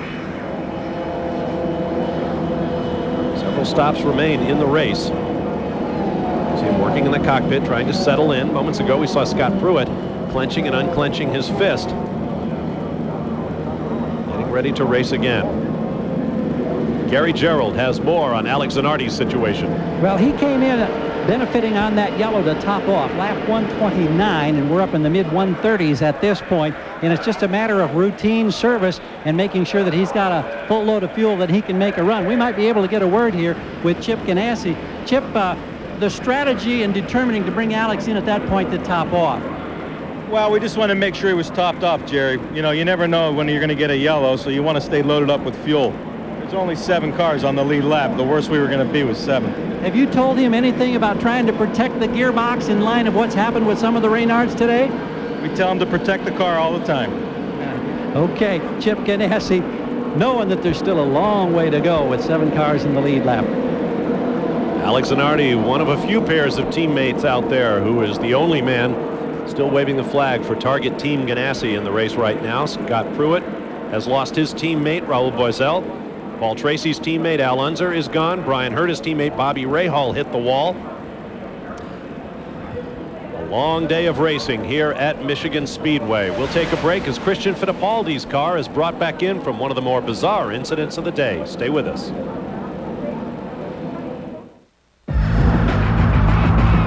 The lucky 13th race on the PPG Kart World Series is coming up in 2 weeks from the Mid-Ohio Sports Car Course in Lexington, Kentucky, which always serves up great racing action.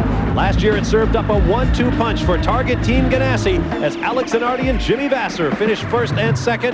Hugs all around in Victory Lane. Join us for the Miller 200, August 10th, 3 p.m. Eastern Time, only on ABC Sports. Welcome back live to Michigan. Here's a program note. Tonight, primetime on ABC starts with Second Noah and America's Funniest Home Videos. Then at a special time, 8:30 Eastern, 7:30 Central, Hugh Grant and Andy McDowell star in the hilarious 4 Weddings and a Funeral. It's all tonight here on ABC.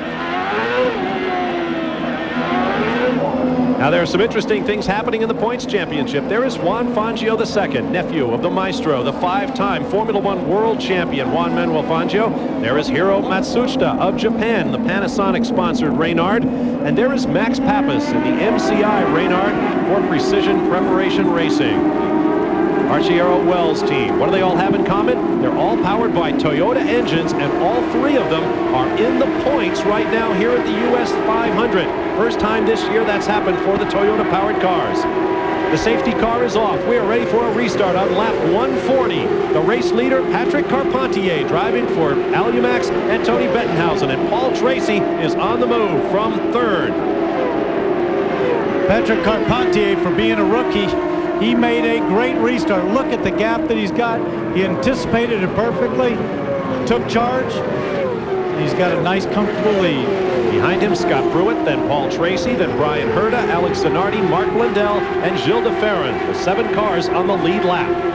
Let's not forget Paul Tracy went all the way back to 18th spot after that drive-through. He had to make the penalty in the pits. He's back up to 3rd. Driving with the helmet he did not intend to wear at this super speedway event. Paul Tracy is charging forward, a winner in 3 consecutive races earlier this year. Still seeking Roger Penske's 100th career victory in the PPG Kart World Series. Bobby Rahal is out of the race. He's with Jack Arute. Good news first, Bobby. Physically, you're okay, but tell us what happened. Just lapping Vitolo, and he, you know, I guess he didn't see me, or he just started to move up a bit, and I was, you know, coming up to lap him, and I just got a little bit. I'm always on a high line anyway. The car was quite good up there, and he just moved me enough that it got me into the marbles, and as I said, that's all she wrote. Now, your injuries, you bruised your hip over on the right side. That's about the extent of it? Yeah, it's a real testament to these cars. I mean, I hit a ton. I mean, just cleaned the whole right side of the car off, and, you know, here I am. I'm going to Scotland tonight to play golf tomorrow with my friends, and that's a real testimonial to these cars, how strong they are and how safe it is. And you know what, guys, I can hear it now when he shanks one, you know, ow, my hip, oh. But seriously, it's good to have you not only out with the racing okay, but see you run as well as you did today, Bobby. This is good for at least a few strokes, guys. Bob, we'll still be watching that handicap when he comes back. The battle for 4th between Bobby Rahal's teammate and protege Brian Herta, running with Alex Zanardi, and you see how the time has increased and decreased as the laps go by and they deal with traffic. Up front, Scott Pruitt goes high and goes around Patrick Carpentier. Carpentier's got a problem. I don't know what it is, but he has slowed drastically. That is a problem. Only the 2nd race the young French-Canadian former speed skating champion has led in his PPG Kart World Series career. The other was on the oval at Gateway earlier this year. And now the battle for the lead is between Pruitt and Tracy. Across the line they come, down into turn 1 at 220 miles an hour or so as Carpentier takes to the pit lane.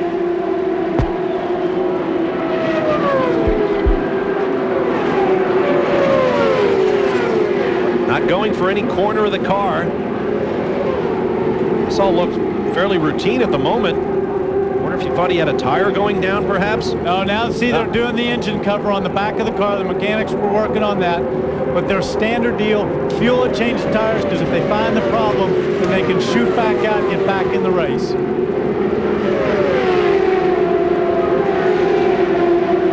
Tough moment for the Bettenhausen team. Meanwhile, up front, Paul Tracy in red and orange continues his pursuit of the bright orange of Scott Pruitt. Behind them, Herta, Zanardi, and Mark Blundell, winner of 2 of the last last 3 races. The Englishman is back in it as well.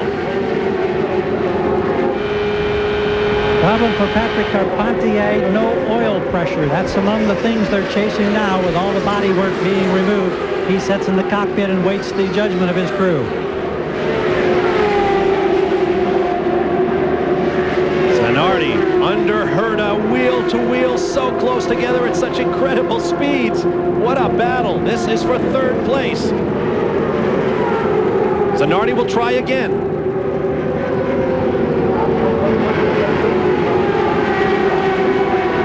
Two Reynards, Honda Power and Firestone tires for Zanardi. Goodyear. Lundell, sorry, he got a run on him when they were battling like that. He had a cleaner line. He looks like he's going to get Brian Herta. So Blundell continues to climb through the field, looking for his 3rd career victory. Just 4 races after his first.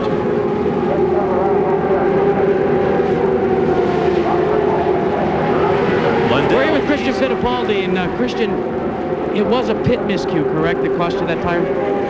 Yeah, it was a pit area, pit error. The wheel came off, and fortunately enough, I was going very slow on the apron. I was just exiting the pits. It happens. Like, there's not a lot you can say. Today really wasn't like a great day. We were running 9th, but we were 2 laps behind. I think if I had lasted the whole race, probably I would have finished 4th or 5th, something like that. Tough break for him, guys. Remember, this is the first time that he hasn't finished with any points in a 500-mile race. All right, thank you, Jack. Continuing with the point about tires, 3 Firestone cars, 3 Goodyear cars in the top 6 right now. Bob, not only that, we have 3 different engines up in the top 3 as well, with a Ford, a Mercedes, and a Honda.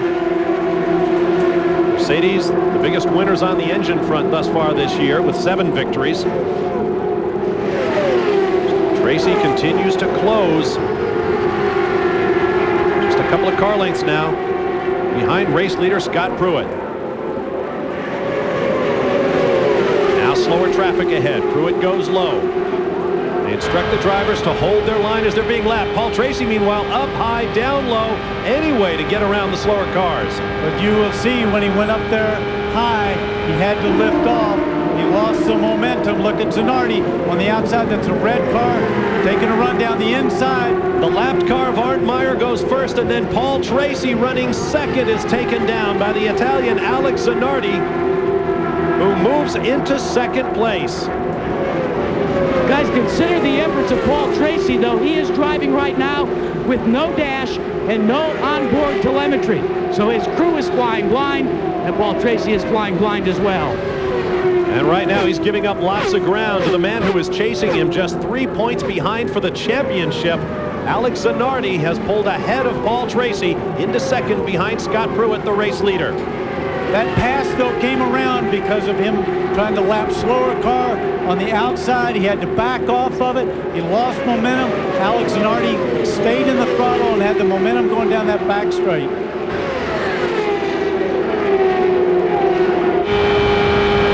Back from Scott Pruitt's car to the attacking Alex Zanardi. Pruitt 6th in the points championship coming in. 82 points to 109 for the leader, Paul Tracy. So he's not out of it, but he is out of the lead as Zanardi flashes by underneath. Down to Gary Gerald.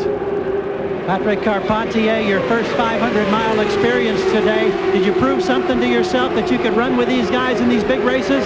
Yeah, I mean, we didn't test before we come here. We put the car on the racetrack, and as much as it was hard for us on the street circuits, my engineer did a magic job. I mean, no testing with full tank, everything, just half an hour.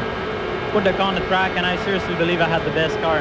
Today I was flat out easily. I was just lifting to let the engine breathe. But we had an electrical failure, and that was it for us. I think he can't wait to get another opportunity. Nice job, young man. Thank you. First DNF of the year for Patrick Carpentier. Now Scott Pruitt comes under fire from Paul Tracy for 2nd. And Tracy has to breathe it in turn 2 again. And that's going to give Mark Blundell right behind him the momentum off the corner. Easily goes around him. 2 Mercedes-powered cars. Blundell moves up into 3rd place, dropping Tracy to 4th. And now suddenly, the 3 Firestone cars in the top 6 are running first, second, and third. Bob, let's not forget there's a lot of racing left to go. Paul Tracy's pit crew will be making adjustments, as the other ones will, in their next stop to try to dial that car in as the conditions change. What a season it's been for Mark Blundell. Now firmly in control of third place. He'll set out after the man to the left of your screen, Scott Pruitt. There you see the running order. 155 laps complete. Zanardi, second in the points championship. Pruitt, who was 6th. And Mark Blundell back in 10th. If he keeps winning races, that will change. Alex Zanardi, the race leader, goes by Max Pappas. Pappas shown 11th now. On board with Scott Pruitt. He is in second. That's Pappas directly ahead on the road. And now Mark Blundell attacks Scott Pruitt for second. In and out of that draft behind the race car. Well, there was also that slower car, Max Pappas, there, so he couldn't dive down to the inside where he wanted to go. He took a look up high. He realizes there's still a lot of laps to go. He'll have another shot at him. Down into turn 3. Pruitt breathing the engine a little bit, as we've heard all the drivers do throughout the day. Dennis Vitolo in the yellow car being lapped. Blundell once again comes up to Pruitt's gearbox, looking for a way around. This is where Bobby Rahal and Parker Johnstone both crashed. Paul Tracy going around the outside, the same spot Bobby tried on the same car, Dennis Vitolo.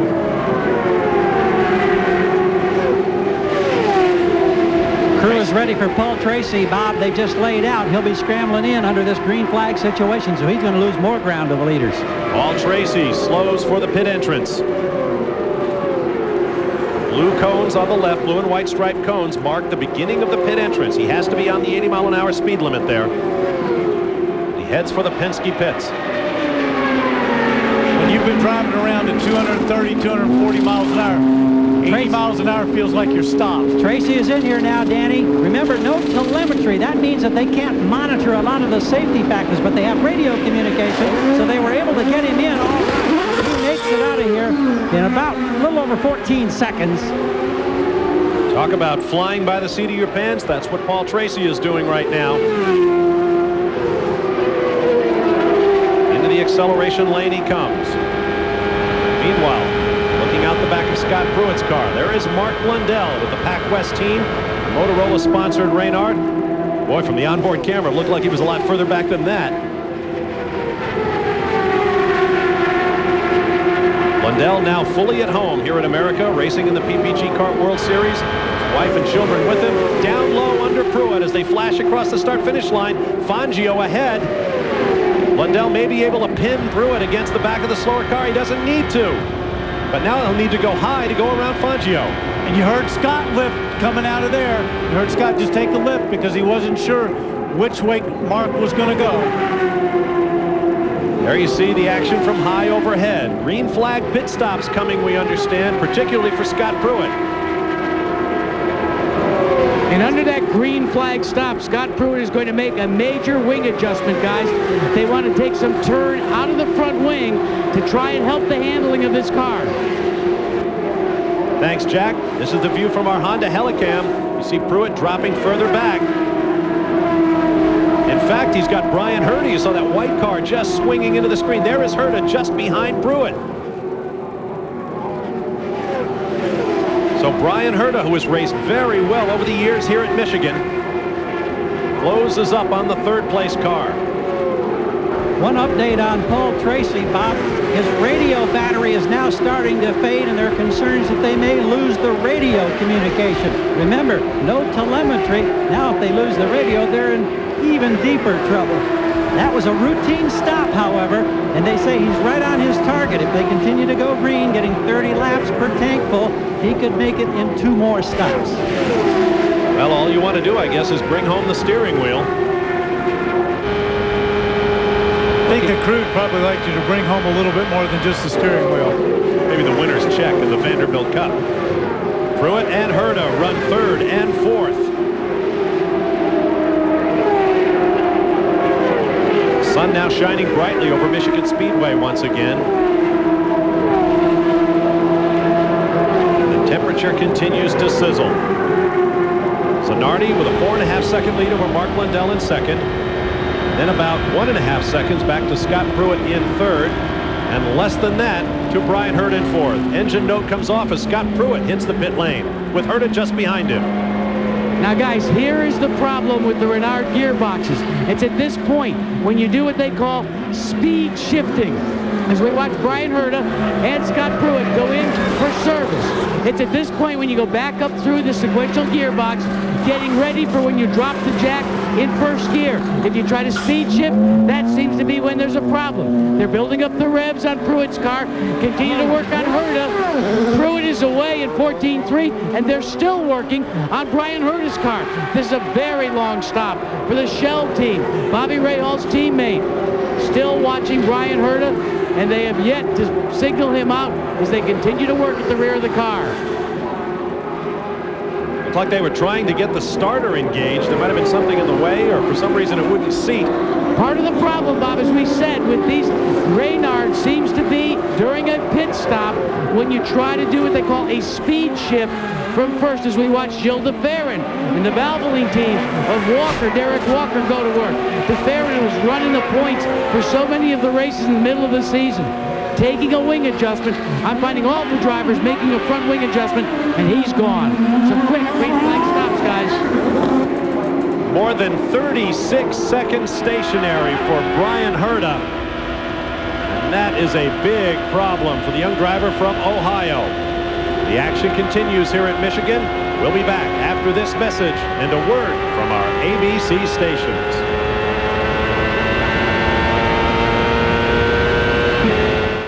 Michigan Speedway, the US 500 continues, and race leader Alex Zanardi is in the pits. And he's been coached in by team owner Chip Ganassi, telling him to dive in, slow down. As I said, with all the Renards, they're concerned about the downshifting and the high-speed upshifting after the pit stop. Now, there's a problem. The air jack came off unexpectedly, but they got on the radio and told him to hold. Now they've told him to go away in 14 seconds. Pretty smooth recovery there from what could have been a disaster for the Target Ganassi team. And Alex Zanardi heads back out. While we were away, Mark Blundell made a 13.6 second pit stop at the Pac West position. You know, guys, as we looked at Alex Zanardi's pit stop, you saw that the jack went down unexpectedly. Now, some teams like to let the jack down before the fueling is done so that a driver in anticipation won't pop the clutch and spin the tires. That was not the case in this time. Actually, they were getting ready to pull it out. He was probably a second to a second and a half premature, but they were quick on the radio, told Alex to hold. Then, when they were ready, they told him to go. Jack, we update that stop for the Pac West team. Blundell got routine service, made no visible changes to the setup on the car in 13.5 seconds. His teammate, however, Gougelin, came in after cutting down and blowing a left front tire. He kept it off the wall remarkably. They gave him fresh rubber. He's gone, but I mean, he shredded that left front. Close call for Big Mo. Another problem in turn 2. That looks like Scott Pruitt.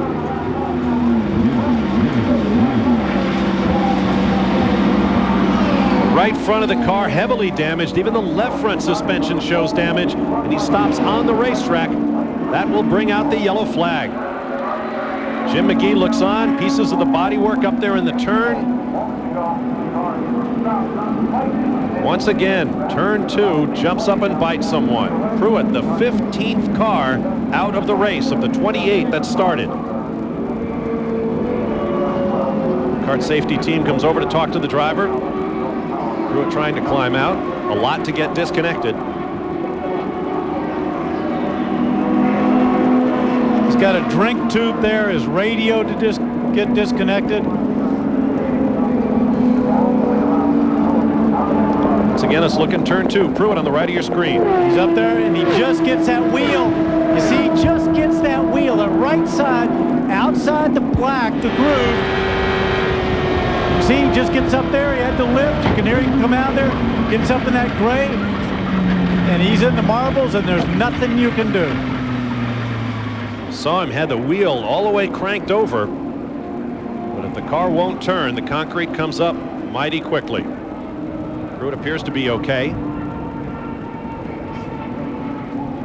175 laps into the race. There is Pat Patrick. He's seen so much in his 2.5 decades or so in IndyCar racing. Of course, Pat is from Jackson, Michigan. That's where his company's based, and he has lived. And, you know, this is his home race, so you know he wants to win this one. There you see the damage.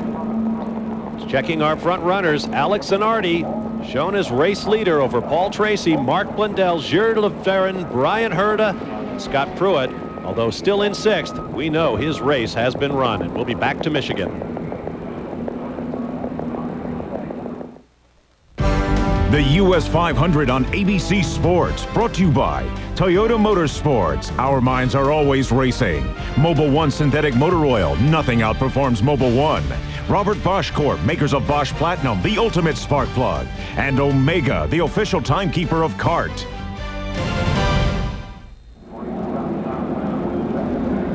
Welcome back to Michigan. Here's a program note. Get ready for some football down Mexico way. Monday, August 4th, 8 p.m. Eastern Time, 5 p.m. Pacific. ABC Sports has live NFL preseason football action. The Miami Dolphins against the Denver Broncos, live from Mexico City, Mexico. Monday, August 4th on ABC Sports.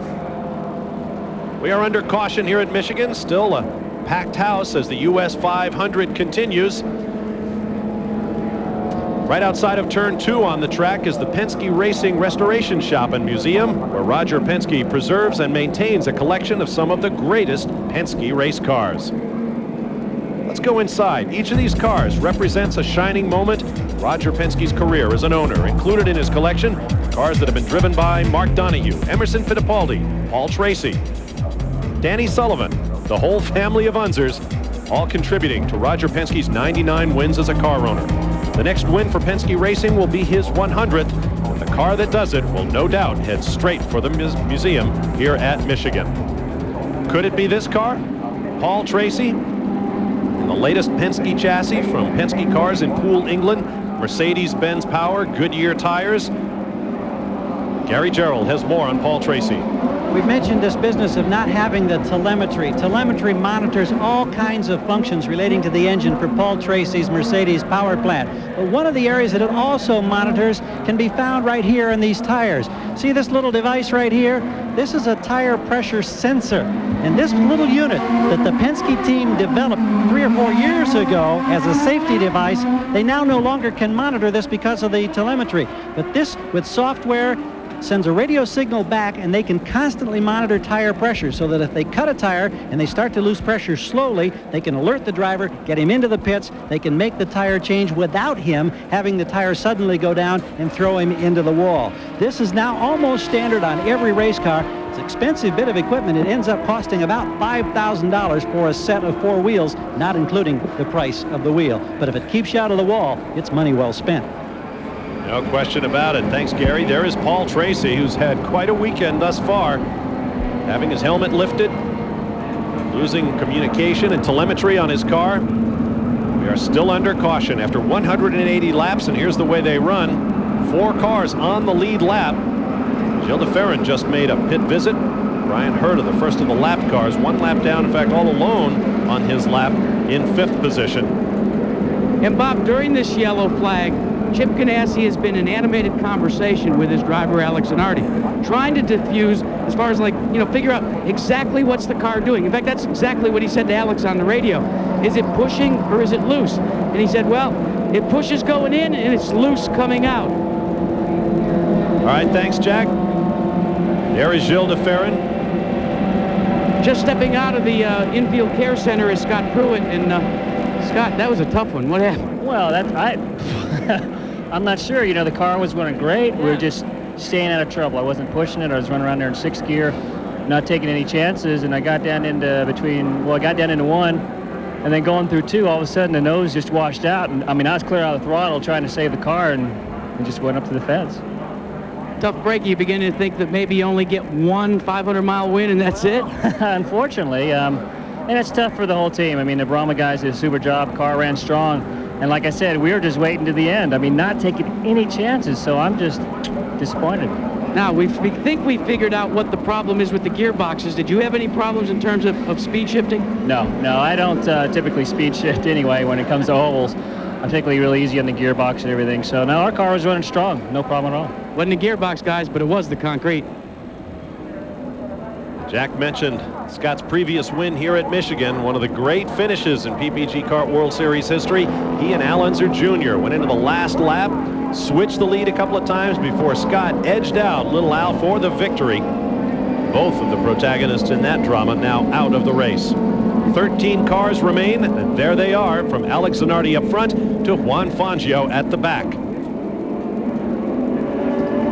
While we're on the subject of the 1995 win for Scott Pruitt, here's how it unfolded. Little Al down low, Pruitt up high, battling wheel to wheel all the way around, and by that much, Scott Pruitt picked up his first ever victory, one of a handful of drivers to win their first races here at Michigan. Could we see another one here today? Alex Zanardi leads the field across the line, and immediately Walter Salas up there trying to get a lap back. Well, Zanardi's not going to let him have it. I thought for a moment that he might. On to the backstretch. Mark Blundell runs in second. Paul Tracy third. Gilles Defer in fourth.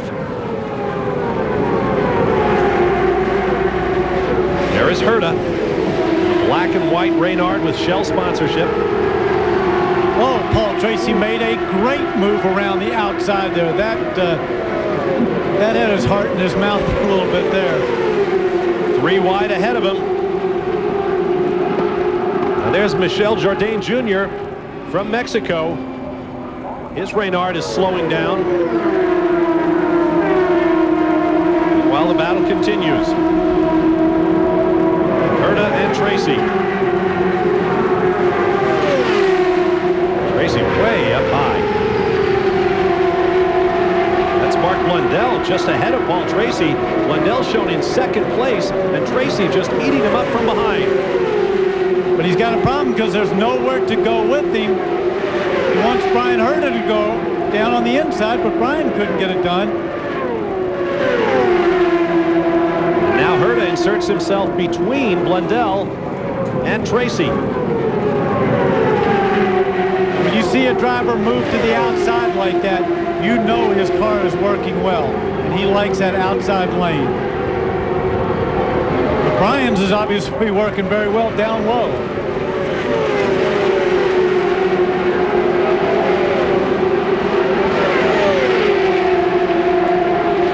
There's the view from our Honda Helicam. Paul Tracy, now having dealt with Brian Herta, will try to make up ground again on the second place car of Mark Blundell.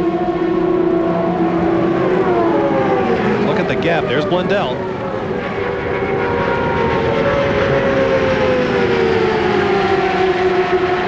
Distinctive sound of turbocharged IndyCar engines. Blundell up on slower traffic has to dart up high. That's Walter Salas, who tried so hard to get his lap back. It didn't work. Now the front runners come by.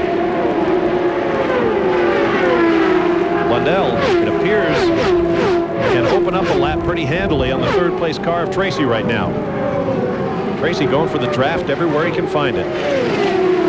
Every little bit helps. You can get him to pull you down that straightaway and just get them before you go in there to turn 3. You'll build up a couple of miles an hour speed going in there, and it really slingshots the car through the corner.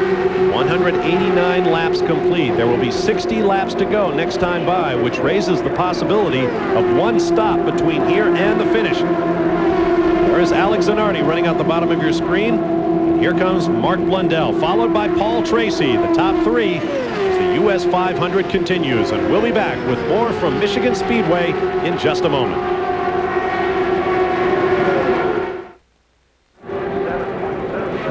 Welcome back to a heavyweight automotive battle here at Michigan Speedway. We have the prize-fighting version coming your way on ABC Sports Thursday, August 14th. Holyfield versus Tyson 2. Order up a pizza with all the fixings, including cartilage, if you like, and check it out. August 14th on ABC Sports. Here at Michigan, there's your race leader, Alex Zanardi. Let's check out the pit situation. There you see the top 4 cars, the only 4 cars on the lead lap. What should be their final fuel window approaches, but it approaches at a different lap for each of the top 4 drivers, the difference being the amount of time the laps covered since they last pitted. And we may have narrowed that window down for the leader, Alex Zanardi. According to his team, they are marking for lap 215. When he goes on to lap 215, they're going to bring Zanardi in. After Alex Zanardi on the racetrack, this is Mauricio Gugelmin, but he is several laps down now, running in 7th place. For the Pac West team, his teammate Mark Blundell runs in 2nd place. Take a look at the interval from Gugelmin back to his teammate. There is Mark Blundell, 10th in points, but 2nd in this race, and he could have a big impact on the championship with a high finish today. Bob, remember that early stop, the long stop for Gugelmin. They changed all the electronic components. Well, they're really thankful that they did, because now he's back up here in a chance where he can challenge for that number 6 spot, and it could be a worthwhile day considering the fact that it looked like his day was over in the early going. Even though he is 5 laps down in 7th place, the points are the same. Let's pick up the next car in line. Here is Paul Tracy, the points leader by 3 over Alex Zanardi. But while Zanardi leads, Tracy, gunning for Roger Penske's 100th win, is in 3rd. There is Brian Herta, shown in 5th place, and a lap down. 12th in the championship coming in. Behind Herta is Gilles de Ferran, the most recent visitor to the pits. He is in 4th place, 12.3 seconds behind the race leader. De Ferran is 5th in the championship. Behind de Ferran, long look back to the white Reynard of Walter Salas, shown in 11th place right now, 3rd in the battle for the Jim Truman Rookie of the Year award. Next up on the track, there is Dennis Vitolo, shown in 8th place and 6 laps down. Vitolo making limited appearances in the PPG Carp World Series this year. Here comes Juan Fangio, Dan Gurney's All-American Racers Reynard for Castrol and Jockey. And just behind him is Max Pappas. And those Toyota-powered cars continue to run in the points as we move into the late stages of this race. And up high above Pappas, there is your race leader, Alex Zanardi. Coming up on 200 laps, there will be 50 laps remaining next time by. We'll be back to Michigan after this message and a word from our ABC stations.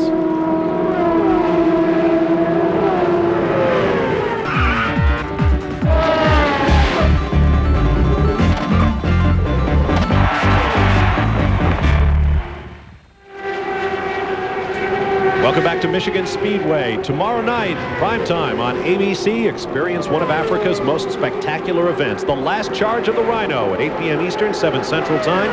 Then 90210's Jenny Garth and Gregory Harrison star in Lies of the Heart. That's all tomorrow night on ABC. Here at Michigan Speedway, Alex Zanardi leads away with 45 laps remaining. There's Arndt Meyer, the young German. He is slowing. And he pulls below, momentarily, the white line. Meyer shown in 12th place.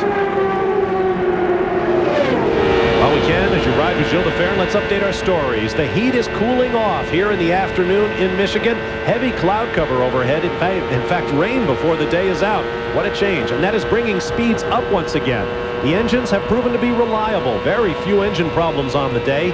Tires, 4 cut tires from debris, as best we can tell. 2 of them, one by Parker Johnstone, put him in the wall. Mauricio Gugelmin managed to keep his car off the wall and make the pits. And in the points race, Paul Tracy, the points leader, is currently running 3rd on the racetrack. Alex Zanardi is up front. He is 2nd in the championship. And Michael Andretti, who came in 3rd, is now out.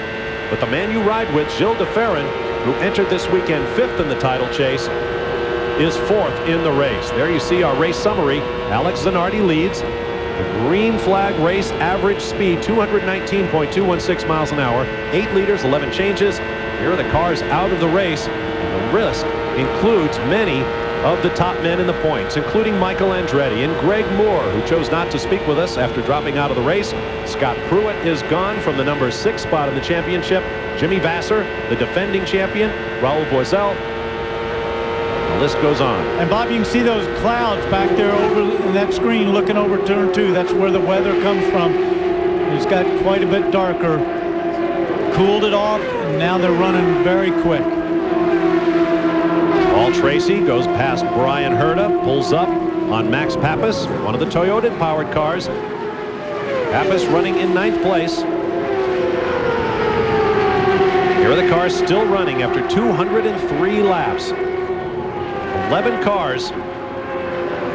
Alex Zanardi up front. 4 cars on the lead lap. Mauricio Gugelmin is in. Gary Gerald. We watch the Pac West team. Routine service. Mo getting that refreshing drink. It's going to be close as to whether or not he can go the distance. We're expecting his teammate, who's running in 2nd, in just 3 laps, maybe 2 laps now. You notice that Big Mo nursed that car going out. We didn't see any light up of the tires. Took it very gently, didn't want to do any damage. And it'll be Blundell on this lap. The crew is over the wall. They'll be waiting him. They're at the pit out, so he's got a long way to go at no more than 80 miles per hour down pit road.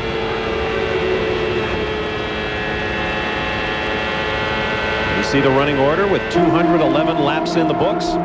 Now, if the points were awarded now, here's how the championship would stand. Alex Zanardi moving into the race lead. Paul Tracy dropping to 2nd by 4 points, followed by Gilles de Ferran and Michael Andretti dropping out of 3rd down into 4th. Mark Blundell heads for his pit marks. Boy, beautifully the way he glides it in. An experienced driver, buoyed by 2 victories in the last 3. New virtually to oval racing, wing change up front, waiting for all the fuel. Still waiting. Now he's going.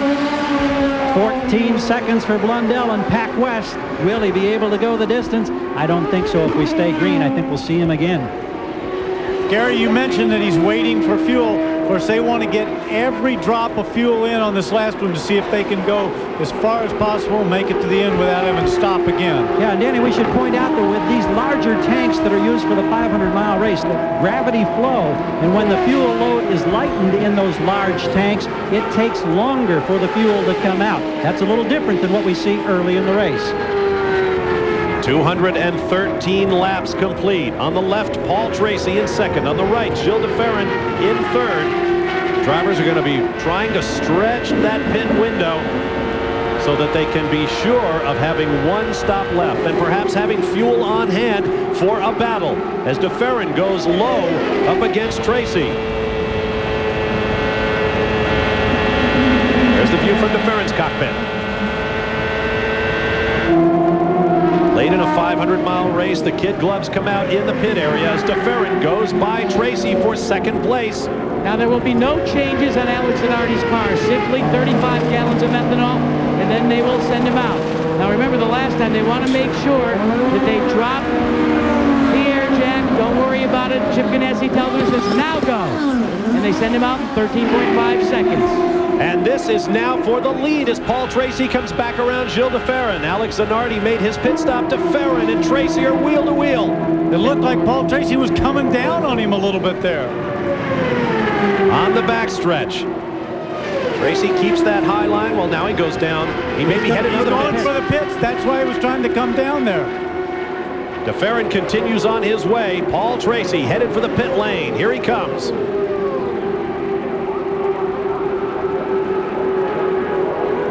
Lots of room out there in the pit lane this late in the race with 8 cars running. Here's another perfect entry. These guys have got to feel like they're crawling when they come down here at 80 miles an hour after running in excess of 225 out there in the oval. Everything looks good. Here the revs come up. Tracy going 15.5 seconds. That's a little longer than usual. Gary, everybody was gently going out of the pit, but not Paul Tracy. He lit him up and gave a great show. Perhaps he realized that he had given up 2 seconds on the pit stop to Alex Zanardi. And remember, we mentioned early when we started, Bob, 2 seconds in the pits, 250 yards on the racetrack at these speeds. And Gary, you may wonder, when is Gilles de Ferran going to bring his car onto pit road? Derek Walker just radioed to his driver. We'll pit in 4 laps, 4 laps. And that's going to put him in the possibility that he can, without question, go the rest of the way without a stop. I think there's a margin of doubt on some of these others who just pitted. Well, guys, let's not forget, he was the last guy in the pits under that yellow. He waited later than anybody else, so he pushed his window that little bit further. How many times have we seen it this year? A driver who's questionable on fuel, dicing with a driver who knows he can get to the end.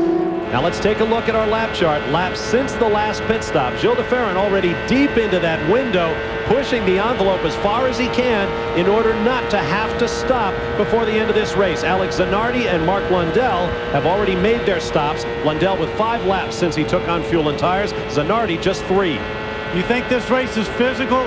Between that screen, could you see Gilles de Ferran on the straightaway take his right hand off the wheel and was flexing it back and forth just to keep a little circulation going. He's got a pretty good grip on it in these corners. They're pulling 4 Gs through there. There's a lot of load on the hands. The contrasts are so sharp at this level of motorsport. The driver must remain calm and relaxed with all the violence and the speed and the power and the noise going on around him.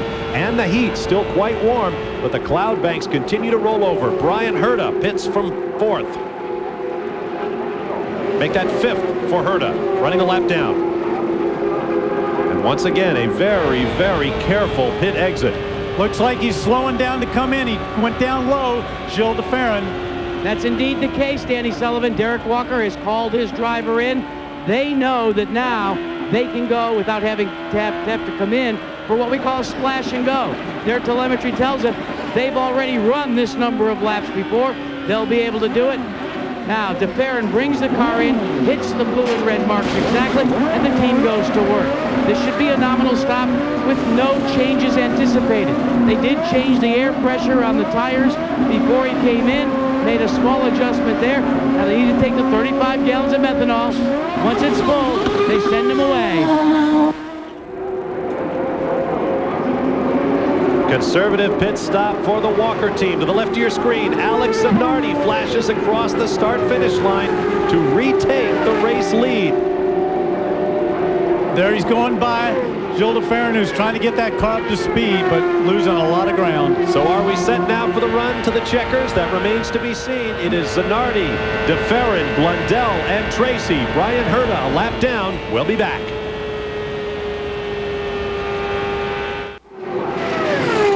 We're back live at Michigan. Don't forget, coming up next, final round coverage of the Senior British Open. John Bland came into the day as the leader after 3 rounds. The Senior British Open, final round coverage coming up next on ABC Sports. Here at Michigan, Alex Zanardi's pit crew must now wait. Their work is done. Their man is on the track with fuel and tires to go the distance. He is the race leader. Mark Blundell shown in second, 21.4 seconds down, and then a lap down. Paul Tracy was just put down a lap by race leader Zanardi. Bob, I got to correct you. The pit crew hopes their work is done for the day, except the celebration in Victory Circle. Maybe that's what that fellow was just reminded of as he jumped back to his feet. Alex Zanardi with a couple of victories on the season, second in points. This is his chance to put a sword into the point standings and move right to the top with a victory at the US 500.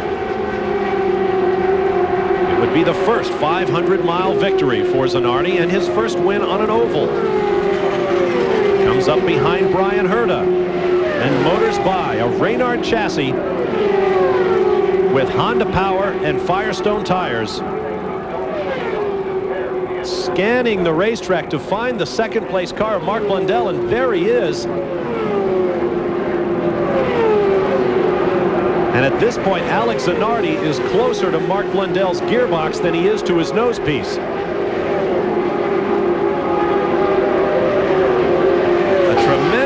for Zanardi, who seems to have this amazing ability to just put in fast laps, one after another. Recall Cleveland earlier this year, where he ran 16 laps faster than the fastest lap from the next fastest man. With each lap in the lead, the Target Chip Ganassi Racing Team puts $25 toward the Target House at St. Jude's Children's Hospital in Memphis, Tennessee. And should Alex Zanardi win this race, it will be a $5,000 donation. Look at the lap speeds on the most recent complete lap. Zanardi, 4 miles an hour quicker, almost 5 miles an hour faster than Paul Tracy, 3 miles an hour, 3.5 faster than Gilles de Ferran in fourth. 20 laps to go. The countdown begins in earnest for Alex Zanardi. This is the time, though, that not only is the team and Chip Ganassi nervous, so is Alex Zanardi. It's like, how hard do I push him? I don't want to break the car, but I don't want to lose my momentum. I want to keep running what's got me here. I want to run that same pace, but no mistakes. And please, car, hold together for these last laps. Let's check out all 4 of our front-running cars now with our pit crew, beginning with Jackaroo. Well, let's ask about Alex Zanardi. Danny, you were trying to say, was he concerned about the car? First of all, Zanardi is not concerned about fuel. They've got plenty. His car owner, Chip Ganassi, however, is concerned about the race pace. He keeps counseling his driver, Alex Zanardi, to go easy and to take it slow and deliberate. Now, going back to the 4th place runner, Gilles de Ferran for Derek Walker, he also has concluded his scheduled pit stops. He, too, has plenty of fuel. What about 2nd and 3rd, Gary Gerald? Well, for Mark Blundell, remember, he was the first of this group to cycle in, and he was the one we were concerned about being able to go the distance. And John Anderson has confirmed that. I asked him, he says, well, unfortunately, we're going to have to play it a little conservative on fuel. We're hoping that we have enough to get to 250 laps, but there definitely was a tone of question in his voice. As for Paul Tracy, not much conversation on the radio. We reported earlier that in addition to losing telemetry, his radio battery was going down.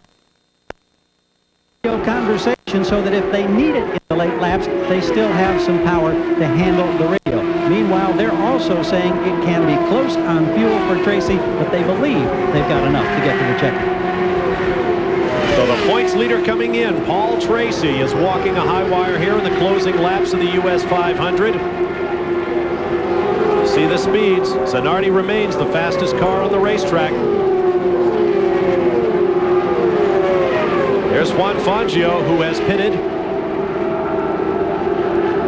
No particular rush about this stop. Fangio was running 7th, which would tie his best ever finish in the PPG Kart World Series, but things are looking a little awkward down there right now. Among the cars still on the racetrack, Max Pappas could tie his best career finish in 9th. If he gets up to 8th, should Fangio go down, then that would be his best. Dennis Vitolo, Walter Salas, Arndt Meyer, all out there in career best finishing positions as things presently stand. There is Mad Max, born in Como, Italy, at the foot of the Alps on Lake Como, within earshot of the International Grand Prix circuit in the Royal Park at Monza, Italy. Broke into North American racing with a dazzling performance in the sports car race, the 24 Hours of Daytona, cutting qualifying lap specials at the end of 24 hours of racing in a Ferrari. He replaced the late Jeff Krosnoff in this car with Arciero Wells Racing. He is making the most of it. Look at his progress through the field from the 23rd starting position to his current 8th place.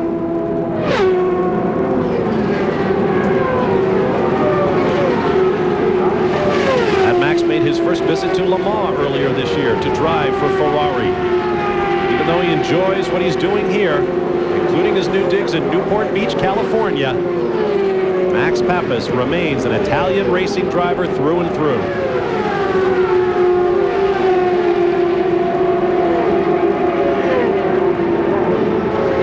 In fact, he has an interesting relationship with the race leader, Alex Zanardi.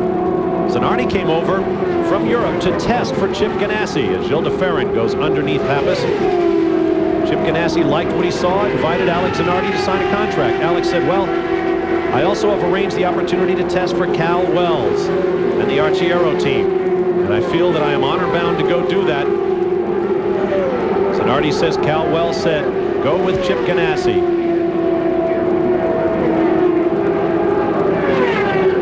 Max Pappas now in that ride. There's Hiro Matsushita of Japan, shown in 9th place now. Moving forward from the 26th starting position, a Reynard chassis. Toyota power. He is Max Pappas's teammate with Arciero Wells. He is also, as you may know, the owner of Swift Engineering. It is his company, under engineer David Bruns, that designed and built the Swift chassis that Michael Andretti won with in the season opener in Homestead, Florida. Christian Fittipaldi also runs a Swift for the Newman Haas team. But the man who owns the company that built that car drives this machine. Matsushita's best career finish in the PPG Kart World Series came at this racetrack in 1994 when he finished 6th. 10 laps remaining here at Michigan. The 500-mile odyssey is over for much of the field, but it remains an adventure for the cars remaining on the track as Gilles de Ferran works his machine in 4th place. And he's trying to close right there on Paul Tracy. That's the final podium position up ahead. He wants that spot, and if Paul's having to be conservative because of fuel, Gilles de Ferran has plenty of fuel. And Paul Tracy, you can be sure, does not want to give up any more championship points, particularly to a man who was in the top 5 in that championship. 5 men covered by just 15 points coming into the weekend. De Ferran goes under Tracy for 3rd. Paul does not want to let up that spot. He stayed right there with him. I think Gilles just got a little too much on the lower line. Here's a look at Gilles de Ferran, husband and father of 2 children. This is a typical Derek Walker race. The car didn't seem like it was that good at the beginning. He wasn't on the leaderboard. He wasn't around. They just kept fiddling with it all day long. And look where he is at the end of the day. Upper left, the roll call of the drivers who will not finish the US 500 here at Michigan. There is another 500-mile race coming up this year, the season finale at the California Speedway in Fontana. Roger Penske's immaculate new 2-mile facility, basically a blueprint of this track in Michigan. Slightly lower banking, spectacular spectator amenities, and great racing, you can be sure. Paul Tracy, right there on your screen, has already tested at the California Speedway. Season will end there, and perhaps there the championship with it.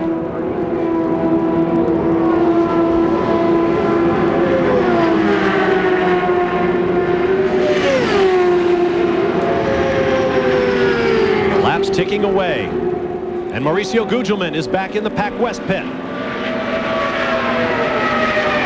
No tires, just a little splash of fuel. That's exactly. You got it, Danny. That's all they needed. They were in there early, a couple of laps ahead of his teammate Blundell. Could that be an indication that Blundell may yet have to get in for a splash? That's what we're going to try to find out. 6 laps remaining as Mauricio Gugelmin brings his car back up to speed. Reynard chassis with Mercedes-Benz power and Firestone tires. 5 laps to go.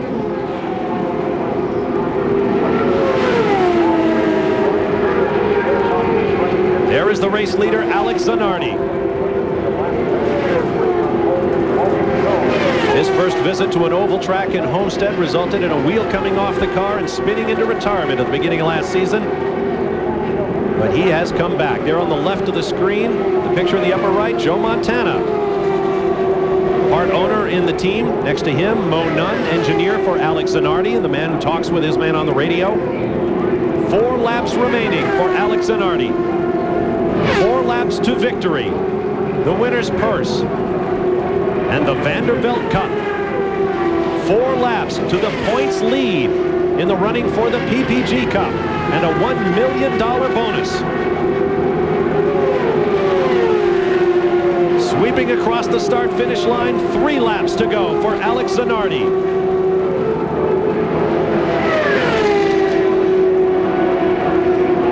And now the seconds begin to seem like hours for the racing driver.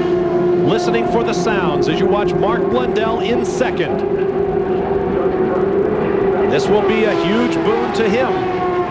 More championship points moving up the charts.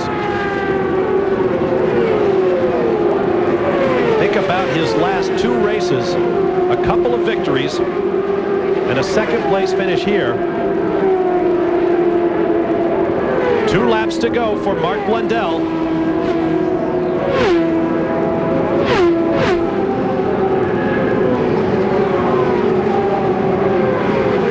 Walter Salas just ahead as Alex Zanardi flashes down the backstretch.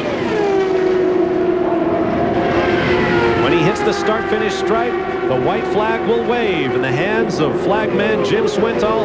There it is. And Alex Zanardi takes it. 1 lap to go. Less than 2 miles remaining to his 3rd victory of the year as Alex Zanardi has taken this championship by the neck. And one of his big goals, he told us this week, Bob, I want to win on an oval. This would be his first if he can hang on for just about 1.25 miles.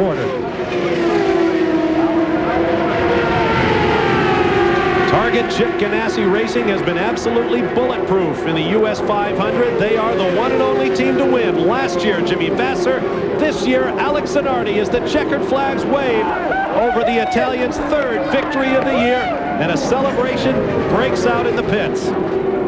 6th career victory for Zanardi, his 3rd of the year, 8th win of the year for Firestone Tires, and the 3rd for Honda Engines.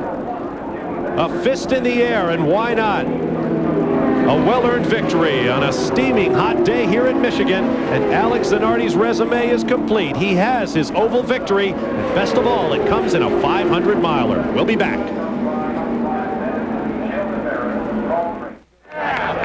Well, Alex Zanardi has come into victory lane like a conquering hero. Coming out of the cockpit, kissed the car. You got your first oval track victory. Congratulations. Well, you know what? There was a lot of people that said, yes, Zanardi is quick everywhere, but he can't win a 500. He's not smart enough. Well, today we proved they were wrong. And this baby did the work. My mechanics did great. And my engineer, Maurice Nant, gave me the best piece of equipment I ever drove in my whole life. You know, let's talk about Mo Nunn for a second. We have documented the fact that you wanted to win an oval track race. Maurice Nunn, who's won in Formula One, won all over the IndyCar circuit, had said that the one place he wanted to win more than anything else was right here at Michigan. You brought it to him, but early in the race, Alex, in the drive-through after the penalty, what went through your mind? Well, I think we have to look at this because that could be a problem once again. I went in Jimmy's pit instead of mine. But anyway, everything went smooth from there on. I'm just sorry that I screwed Jimmy's race at that point. I don't know that what happened later on to him, but he was fast. He could have won that race too. I'm sorry for him. But anyway, this year is going fine. I mean, Mo Nunn is going to retire next year, if he will. And we won Long Beach and Michigan, which... Yeah, but wait a minute. The season isn't over. How many more can you win? Well, I'm going to try to win it all, but it's not easy. Today I had the car, I had to bring it home in this position. What about the Firestone tires and the Renard Honda package? How did they perform? Renard is fantastic, and this is one of the best days of my life, and I have to give a big thank to these guys, not simply because they gave us this kind of car, but because if I'm here today, it's also thanks to them.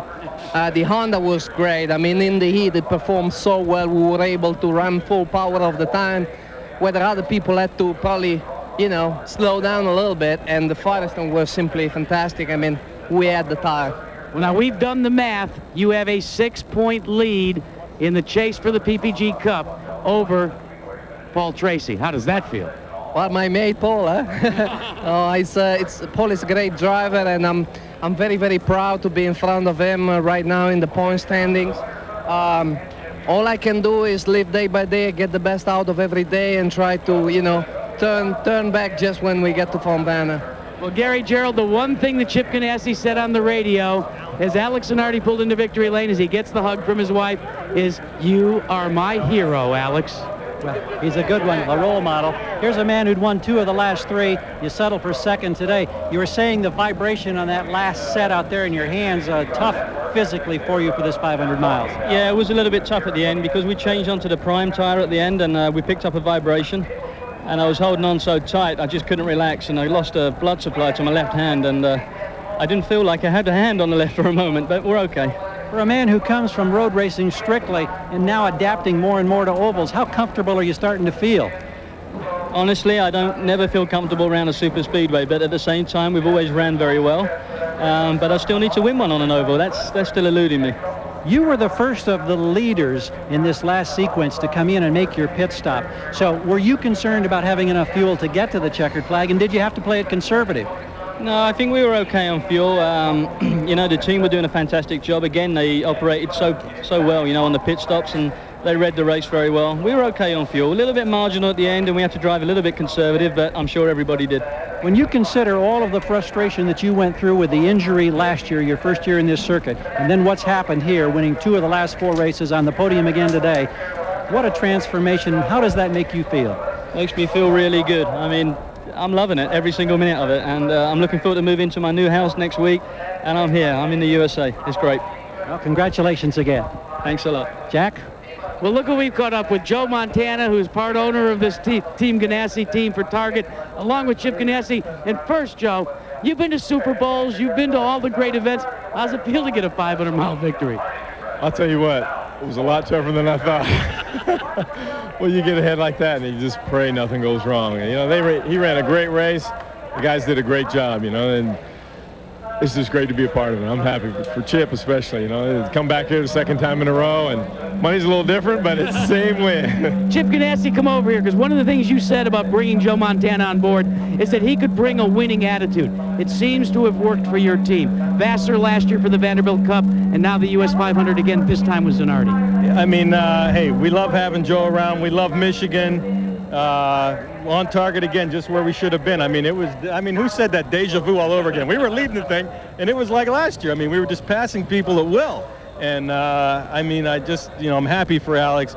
He was so much in his career looking forward to an oval win sometime, and what a better place to do it than Michigan. And $5,000 for the win goes to the St. Jude Children's Hospital, plus a lot of lap money, too. No question. A lot of lap money, a lot of big weekend for St. Jude's, I'll tell you. Big weekend for them. We're proud to give it to them. Big weekend for Zanardi and Ganassi and Montana as well. All right, thanks, Jack. Well over $22,000 now donated by the team to St. Jude's Children's Hospital. Here's a look at the unofficial results. Alex Zanardi gets the big one, the US 500. Mark Blundell finishes second, Gilles Deferin third, Paul Tracy, Brian Herta, and Mauricio Gugelmin follow. Let's look at the victory streak this year by Alex Zanardi. First, on the hot streets of Long Beach, California. And then at Cleveland, coming from the back of the pack and carving happy donuts of victory on the airport runways at Burke Lakefront.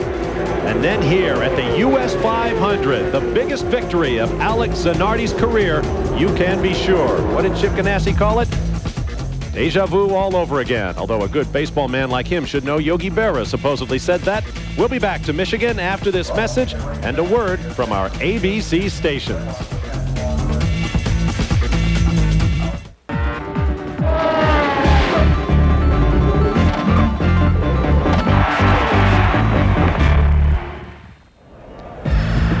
Race 12 of the PPG Kart World Series season is now complete. Race 13 is coming up from the Mid-Ohio Sports Car Course in Lexington, Ohio. It is tight, it is twisty, and it is fast. Last year, Alex Zanardi and Jimmy Vassar finished 1-2 en route to the Series Championship and Rookie of the Year honors. Be sure to join us for the Miller 200 from the Mid-Ohio Sports Car Course, Sunday, August 10th at 3 p.m. Eastern Time on ABC Sports. Welcome back to Michigan. Gilles Deferin is standing by down in victory lane. Gary Gerald is with him. Gilles Deferin, you end up on the podium in third place. Tell us how physically demanding, how tough is 500 miles in one of these races? Well, I'm very tired indeed. It's very, very tiring. I mean, you know, there's vibration, there's the noise. I got ringing ears and my hands are numb and I'm a little dizzy, but it's all right.